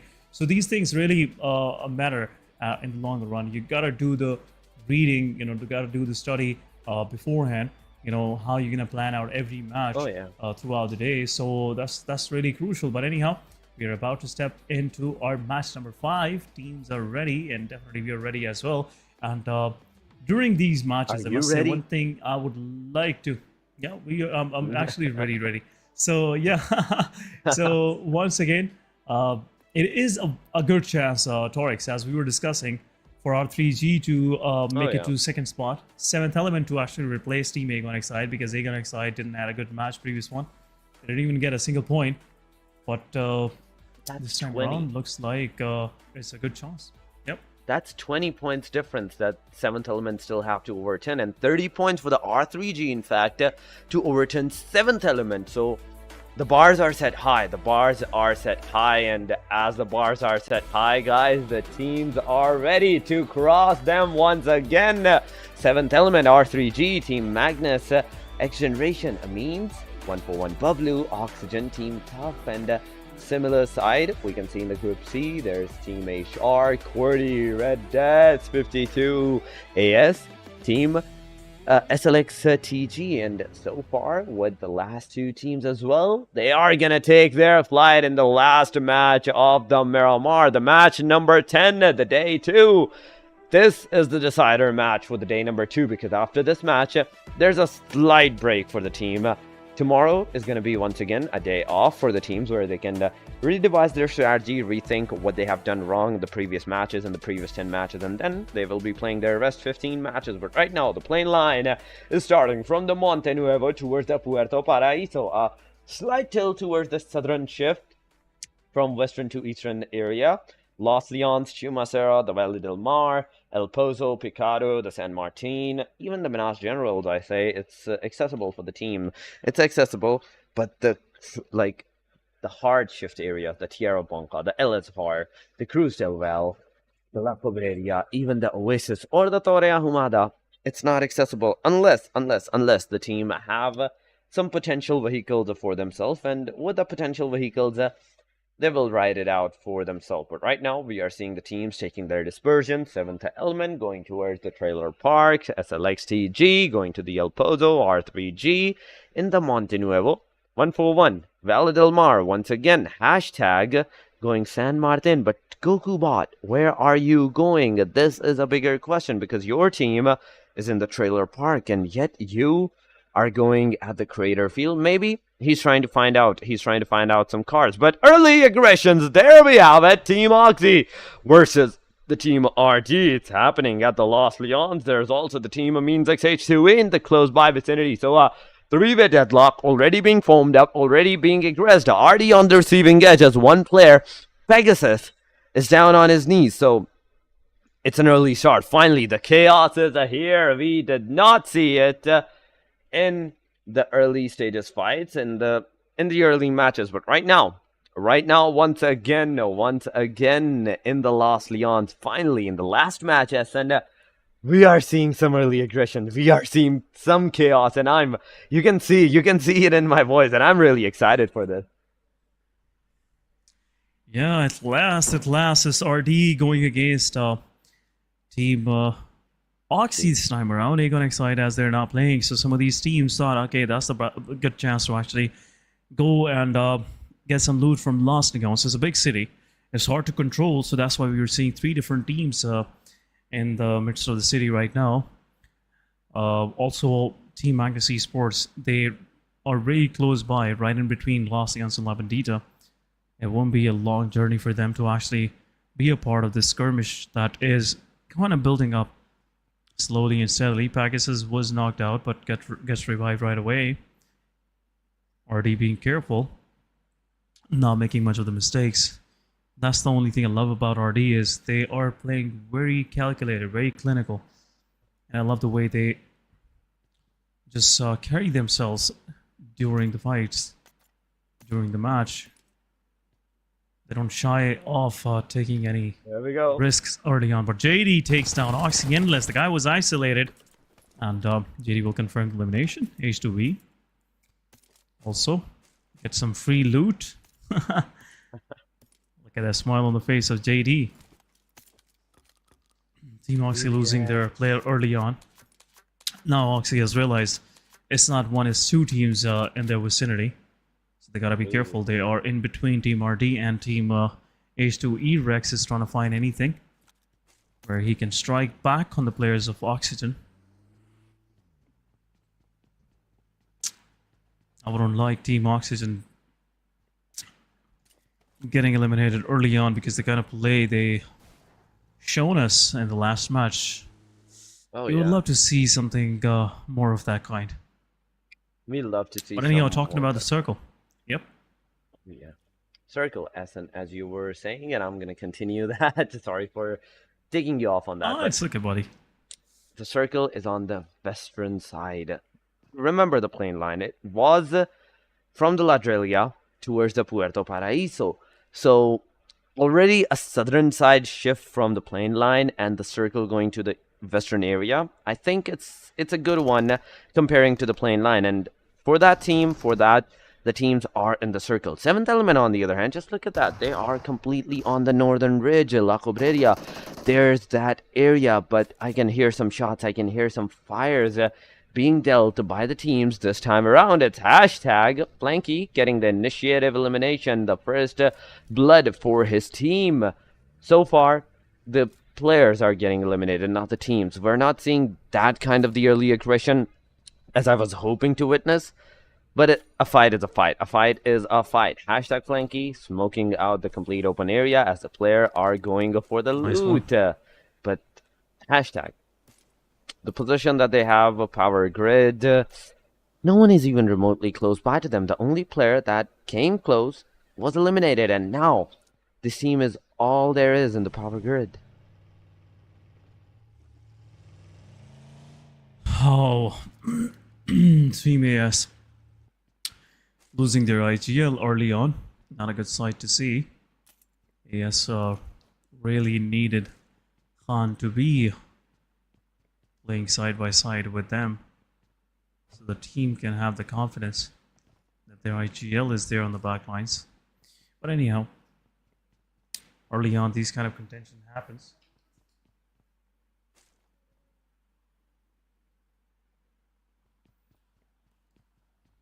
We're not seeing that much, I'd say. The fights, the loot scenarios are definitely happening. The fights that did started, AS and Oxy were the only one on the receiving edge. So far, with the three players right now surviving, they're gonna hold out their positions. They're not gonna take the fights as much as they would have a while ago with a complete, I'd say, a squad.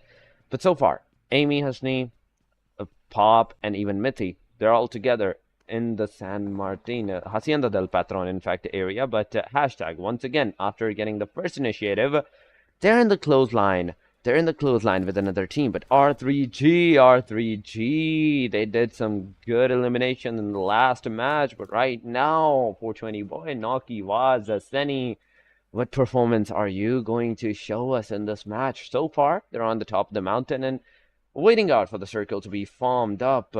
As the circle will be formed up, we will see some slight changing, because in the 1 minute, in the 1 minute, the circle is forming up. 1 more minute and there'll be another shift. Right now, Magnus Esports, they have positioned themselves against the players of XGeneration. Trying to reposition himself right now in a risky Blaze Hunter with the Mini 14 ready to engage Malik in the long ranges, but Drolin, he's trying to reposition himself, trying to find a good range to play from right now. This looks the right one. There you go. Drolin will make XGeneration retreat from the place, but Drolin gonna spray down the players. He will try his best to actually take anything that he can get his hands on, but right now, no success. XGeneration retreating from the spot. Good decision, I must say. But in the kill feed, HR going against RD, takes down Pegasus. Romeo Boy confirms 2. And confirmation right away. Pegasus gets confirmed. Jokey Boy confirms Shahid with the nade.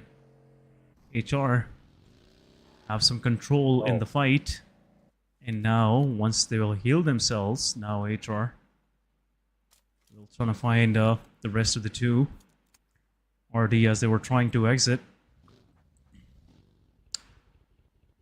from Los Leons get flushed by Romeo Boy.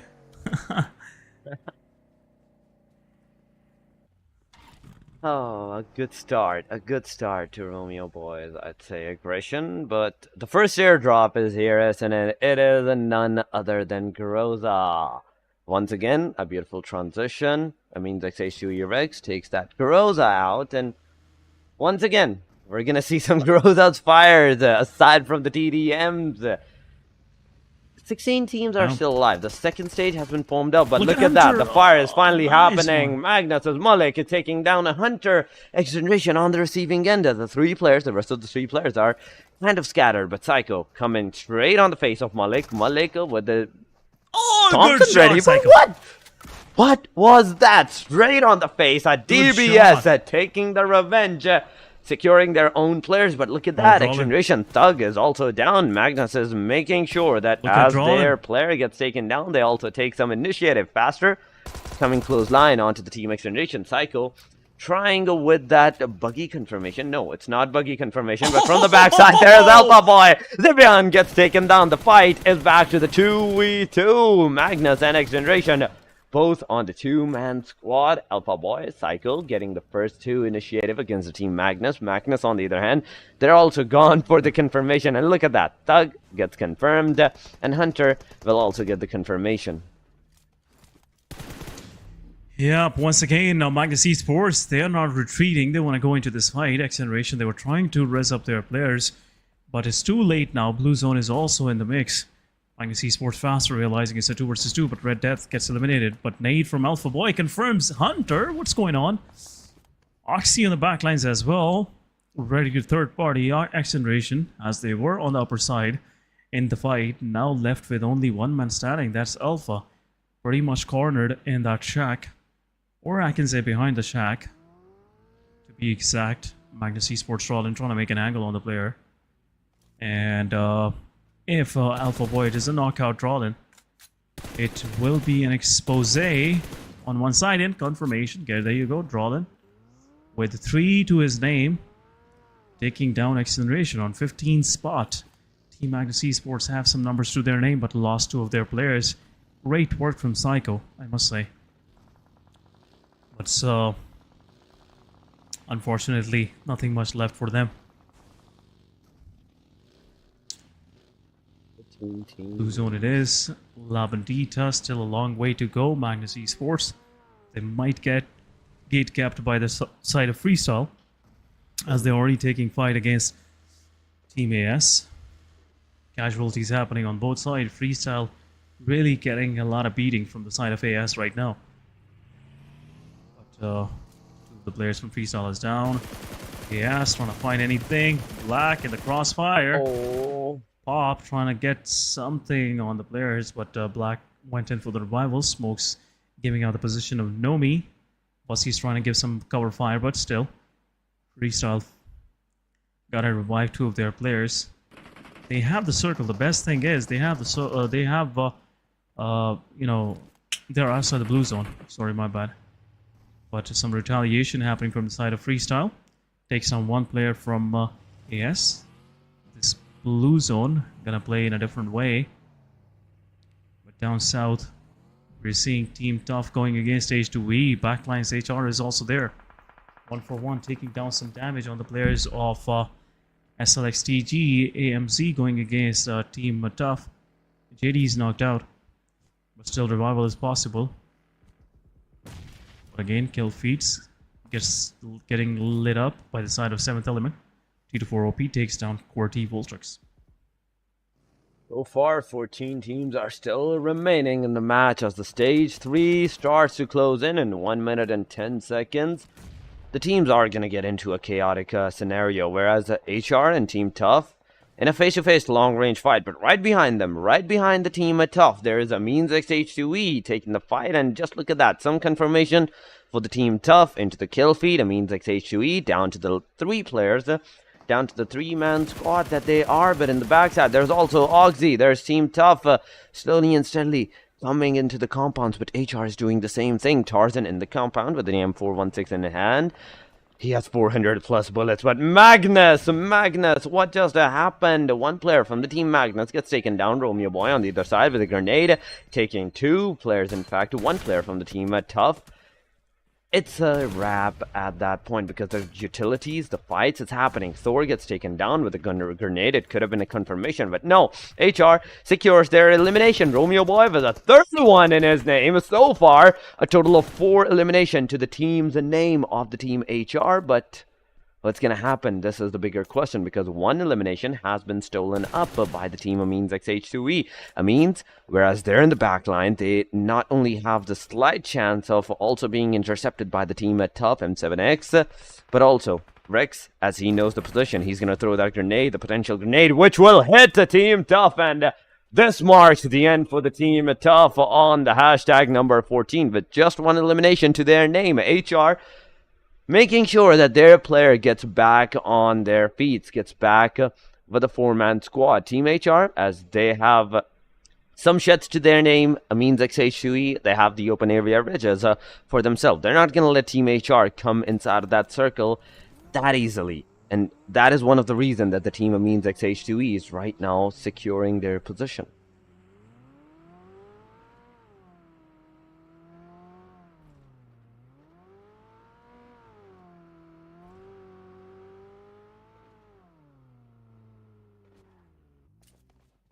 Yeah, but still, SN, there's a lot of fights. There's a lot of fights going on in that area. 13 teams so far are securing their positions. But look at that. Once again, Amy Husney gets taken down. Foster, even though he's the last player, he's still taking the fight to the very end.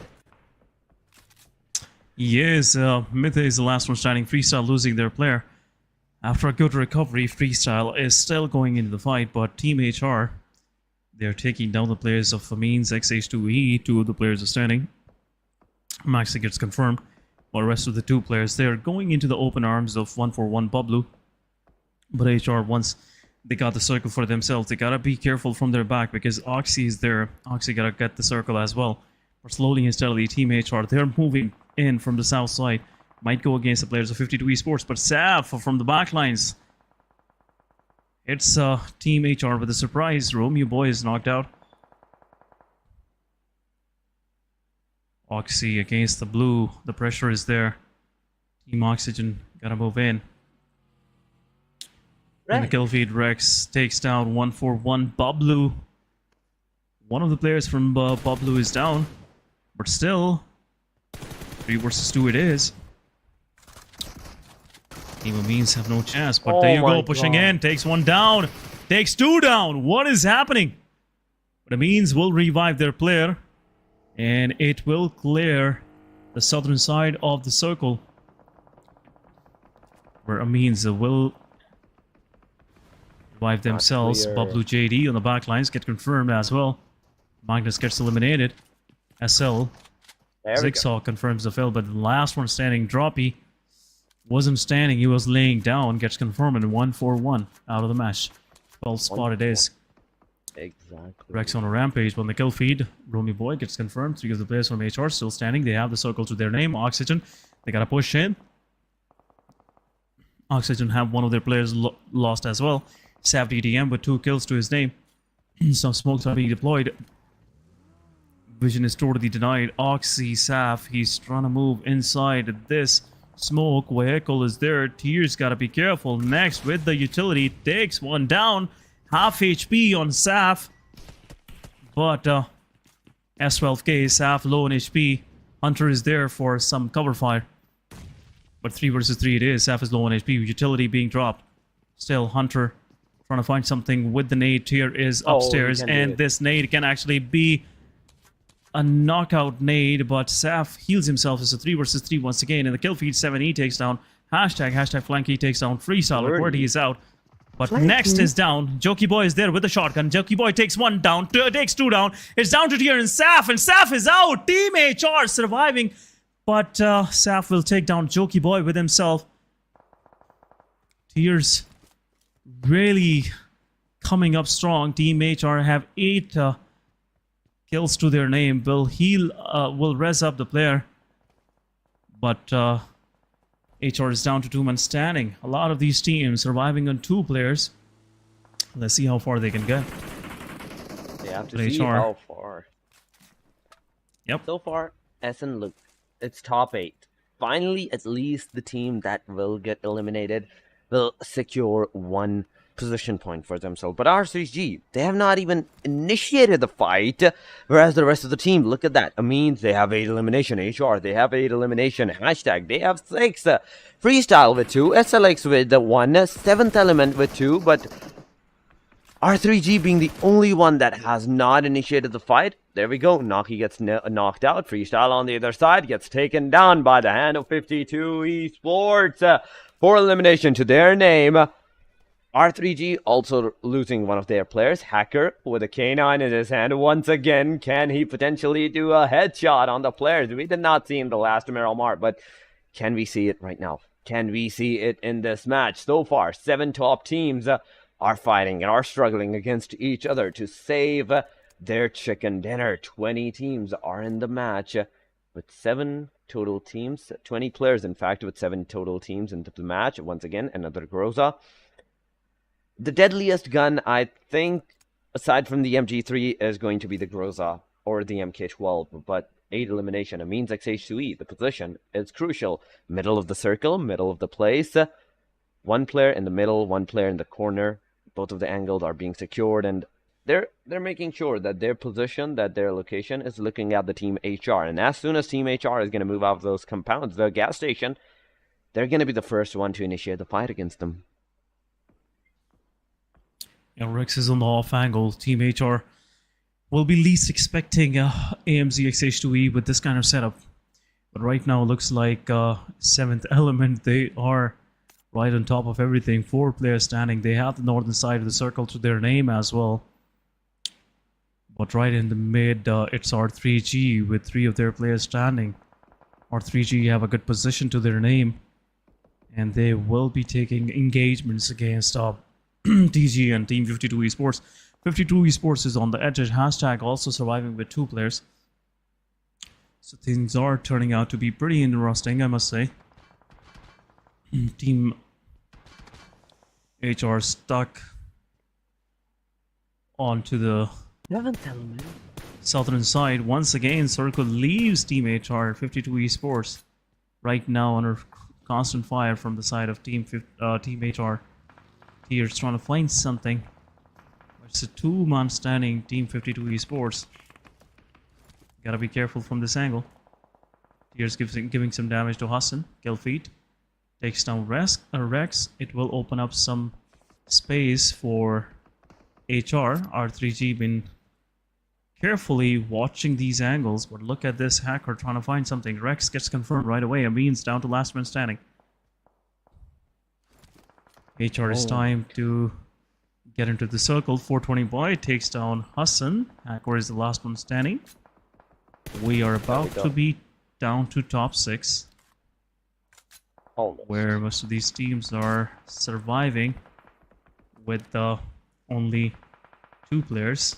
SLXTG have a good spot to their name. Next will get picked off, and the last one standing, it is HR's. Tiers still in the circle on the bottom edge of the same hillside where R3G is holding on to in the dead center. 70. Now they might be interested in that position where it's been quite a while. But R3G's been hanging out.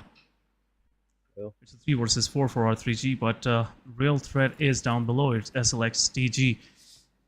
TG can creep in at any time.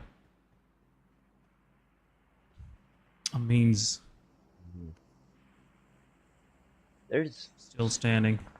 the 7 teams, and I'm telling you, they're playing it completely safe. And as soon as the circle is gonna make them force into the open area, that's when they're gonna do it. They're not gonna do it otherwise. Let me tell you that. 7th Element, on the other hand, they have 3-man standing, and they're coming close by to the R3G nice one. side, but into the kill feed. Look at that. Ameen's XH2E Rahman. taking the fight, and Ameen's is on the solo player. Remember that, and he's still taking the fight. He has not given up. Rahman is on his league on his own right now. He's making sure that they take the fight to the fullest. 420 boy on top of the hill. Goku bot slowly and steadily making his way towards the area, but on the right side there is the team hashtag. In the back line there is the team SLX. 52 is still outside of the circle. Even though he's the last guy standing, he is like the potential guy that is going to make sure his team stays in the top 5, at least top 4. He's still outside the circle, and as much as he has to move inside of that circle, he's going to be forced out. He's going to be like spotted at that time by the hand of R3G because of their position. But if they are looking in the back, that's then 7th Element on the other side. Divine in a corner, Tokusaurus in a corner, Gokubot and T24OP together. The 2-1-1 split cell is what's gonna make the difference for the 7th Element, and a single player knockout from the back cover means it's going to be a chaos for the 7th Element complete. I'd say the team composition, the strategy. Nice strategy, I must say. 2 of the players keeping an eye on the top of this hillside, just to avoid any sort of surprises coming the way of Gokubot and T24OP. T24OP and Gokubot getting some more map control for their team on the northeastern side of the circle. Down south, we are seeing SLX TG. They're trying to push into the circle. Hashtag is holding on to their position as well. But Hashtag right now, not making any noise. Hacker can get spotted out. He's outside the circle to a big stretch, I must say. But Flanky takes on Thunderclap. Team SLX TG getting another player's taken down. Not a good sight, I must say, but 7E slowly and steadily pushing in. There we go. They have some more control. T24OP takes down Hashtag Flanky. It's 7th Element confirming another one for themselves, but Tier is there in the smokes. Team SLX, they're trying to find something. They're trying to find a way into the circle, but right now it looks like SLX will find it in. But one of the players from Team SLX is out. Last man standing from SLX is there. There we go. Will be a confirmation. Tears will trying to confirm, will trying to flush off this skill. But Tears, what is he trying to do? Utility from Knight OP. Tears changes his position. Still, Knight has no idea where exactly the player is. A smoke's being deployed. Molotov comes in. And this will be a great amount of damage. Knight is out. HR Tier with the 2 more eliminations to his name. Gets out on 5th spot with 10 kills to finish his match off. Nice one from HellRaisers. But 7th Element still. It's top 4 guys. AMZ, XH2E, Rahman still making his way to top 4. Last man standing. Hashtag down to 1 player survival. R3G 3 versus 4. This is the fight for chicken dinner. Both of these teams are contesting for the top spot in overall leaderboard. 4 versus 3 it is. Tokusaurus still making sure there is no more threat on the back, so they can have their proper attention on the front. Boss gets some damage from Gokubot. Gokubot reposition himself. Once again, Tokusaurus slightly trying to aggress forward from the right flank. But T24OP being really cautious. Don't want to give any chances to R3G to actually capitalize on. Don't want to put his team on the receiving end. But leader, once again, the last one standing for Hashtag. R3G have a good split. Senny on the back lines is really holding off the players. restraining them to actually aggress forward, but R3G have a threat on their back as well. It's AMZ XH2E Rahman. Could possibly make things slightly more different for R3G at this moment. Truly, it's a 4v3 versus 1 versus 1. Rahman is still outside of the circle. He has to make his way in the circle. But Se7en, he's stuck. He cannot go up to this hill anymore. And the only place is through the 7th element. 7th element Tokusaurus. He's waiting out. He's just chilling on top of the mountain with a breeze on his face. T24 OP, on the other hand, he has spotted out the R3G was trying to shoot at the location, giving out like his position as well. But still, bullets worth hitting, and he has done that. He did give some damage. 7th element, now is the time. The stage 9 is about to be formed, and no one is gonna have that circle. R3G, 7th element, both of them are going to get into a bloodbath in a little while. But leader and same side Rahman, both of these players are still surviving. I have to give it to leader. In fact, the way he survived a complete squad, he dodged them off. 7th element he went right under their noses, and he's still alive over there. 7th element on top of that, they're on the top of the mountain right now. If they do come down, there is no way for them to go back up.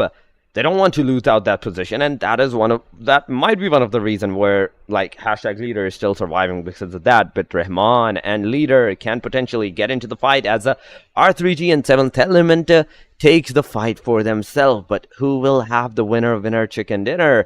R3G with the disadvantage on one man, 7th element disadvantage with the height because only one player has the height advantage. Look at leader slowly and steadily crawling his way in the center of the circle. But Se7en is knocked out because of the blue zone. Some damage were done by the 7th element, but he gets taken down by the circle, and there we go. The confirmation comes up from the circle side. No elimination on anyone this time around. He was maybe AFK or something like that. But now, this changes the complete scenario for the fight. 7th element now has a clear-cut advantage against the team R3G, but yeah, you tells the grenades, a single grenade on the spot can make sure that 7th element also receives some crucial damage because the position that 7th element has, it's completely like out over here. That is completely clustered up. The Molotovs that are making their way, it's a danger harm. There we go. Yeah, it's a dangerous fray. There you go. One nade goes in, takes down Divine. Divine was already low on HP, but now R3G is a 4 versus 3. There's a chance. But AMZ x H2E Rahman pushes in and gets confirmed by the play zone. But there you go. Tokusaurus get confirmed, and R3G gets the second chicken dinner as well for themselves. Oh my god. Team 7th element, they got stuck in that creek, I must say. Wasn't a good sight to see, but 7th elements getting confirmed. No way to go, nowhere to go, and Team R3G winning the winner chicken dinner for themselves. R3G, they didn't take the fight at the early stages, and that's where it clearly shows in their total elimination. So far, with 15 points, they have secured their top 3 in the overall ranking. Total damage of almost 1,000 for the team, but Se7en with this winner chicken dinner, now the bars are once again set. If 7th element had taken that winner chicken dinner, things could have been different. Into the points table. They might have had the top 1 because of their eliminations, that the total they did, because they were going haywire. They were going chaotic against the teams. They had some good amount of kills, but nonetheless, it is R3G with that winner chicken dinner. Yeah, second one for them in today's matches, but you know, they won't mind. You know, the way they got it against 2 versus 4 side, it was you know, a worthy chicken dinner for them. But anyhow, we'll have a quick look at the MVP of this previous match. In my opinion, it could be someone from R3G, or maybe from any other teams. Right now, what I see is could possibly from Amin's XH2V, 1000+ damage. 3 eliminations, 184 healing done, 5 knockouts, 2 assists, and 29 minutes of survival. really takes a lot to actually make your way like this, actually surviving, not even giving your final elimination to anyone, denying it to the play zone. Huh. Again, an outstanding performance by this guy. It was. Gotta love it, I must say. It was a good. I still think Rahman had the potential from the back angle to take down some of the players of the R3G. In fact, at that time, it could have been Seni, it could have been the other two players, but he didn't. He chose to stay till the very end and get that position point for the team, and even the MVP goes to this guy with 3 elimination and 1000+ damage. But Se7en in the top player feed, we are seeing more kills than this player, but less damage, and the damage is where he takes the lead against these players. Flanky from the team hashtag, 5 elimination, 789 damage. 7th element, T24, 4 elimination, 807 damage. Same with the Rex, 5 elimination, 593 damage. And HR Tears with the 4 eliminations, 488 damage. But Rahman, the survival, 29-28, whereas 7th element, they were the second last to being eliminated. They survived 29, Colin 49. Yeah, they just survive for like 10-20 more seconds. But anyhow, R3G got the chicken dinner. What matters at the end is, I must say, is that chicken dinner, those 10 crucial points, which will lead R3G actually might stealing the second spot from team 7th element, but 7th element have 12 points to their name as well, so not bad. But looking at the match ranking for the final one of the day, it's Regicide with 15 points, Team Amines XH2E with 14, all thanks to Rahman for surviving for this long, getting the 3rd spot for his team. HellRaisers with 13 points, 10 elimination, 3 placement points. Good match from them. 7th element once again, 6-6 it is in both departments, 12 total points. Hashtag with 10 points, and again thanks to Leader for surviving till the last few moments, making it 10 points for his team. Otherwise it would have been a 6 or maybe 7. But 52 Esports with 6 points to their name, Magnus with 5. Those 5 came from elimination points all alone. But Skyline TG only 4 points to their name. This is quite heart-wrenching to see. TG even surviving with 4 men, couldn't even get into the circle due to that open stretch they had to cross, and Tears being the annihilator in the end, confirming the last 2. But second page is nothing much to discuss about. Team Oxygen with only 3 points. They got these 3 points in the eliminations. Freestyle with 2, then total of 3. XGeneration with 2, and rest got 1-1-1, something like that. But let's have a quick look for auto ranking for week number 2 with the matches played. 8, 47 total points. 95 total points for Regicide, 68 total points for 52 Esports. SRX 3X with 66 to their name. So R3G really pushing themselves to the limits, and in 8 matches confirmed, 95 points. So great work, 2 chicken dinners, nice one. Again, Red Death, outstanding performance, 58 total points. Team Star, outstanding performance, 8 matches, 58 points. 56 for Se7en Esports, 7th element with 54. AMZ XH2 with 54. HellRaisers with 47. XGeneration with 44. On the second page, it's 41 points for Aegon XI8. AS with 39. 141X Publo with 36 points. Skyline with 35. 35 for next 2 teams, QWERTY and Oxygen as well. Magnus hashtag with 34 and 27 respectively, and Team Tough and Freestyle right at the bottom with 17 and 13 points in respect. But that's been the ranking for week number 2. Yeah. We'll have a quick look at the overall ranking as well. Definitely, as soon as the overall ranking will be on our pages, we will see that. But with 95 total points in the 8 matches, R3G has done a great job, Se7en. But before we go over to the overall ranking with complete week 1 and week 2, elimination leaders are on our page. 64 total elimination, 12,614 damage by the hand of Falak. The single guy has done 12,000 damage on the enemy side. 64 eliminations. 7th element, T2 453 elimination. This guy has also done 11,000, but look at the elimination difference. 11 elimination difference, but still a clothesline on the damage. Naki 51, 11,002 damage. Goku Bot 49, 94, 95. But IQ, last but not the least, on the hashtag number 5 with 48, 12,162. This guy's on the 12,000 marker too. So 2 from Aegon, 2 from a 7th element. In the middle, we are seeing R3G Naki with that outstanding performance. Still, 64 to 53, it's a big jump. It's a long way to go for T24OP. I'm pretty sure he's fueled up. He's ready to go for that long run, I must say. But Folek really running away with the numbers. 64 total elimination. Looks like did a great job. 64 points confirming for Aegon alone by this guy. But look at the competition on the top spots. Aegon XI8 today also lagging slightly behind. Didn't have good matches. But 7th element really started to catch up. 270, 279, still 9 points. Aegon XI8 still keeping the distance. R3G, they did a great job today. 268 to their name. 2 points to actually replace 7th element on 2nd spot. But XGeneration right on the back as well. Oh my god, this difference. 189 and 268. It's massive.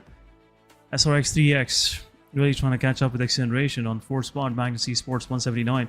Ameen's XH2E with consistent performance, 168 points in 29 matches. Team Star with 164, still on the first page with 2 chicken dinners to their name. Team Oxygen, 0 chicken dinners, but still keeping themselves on the first page. 157 points, staying consistent.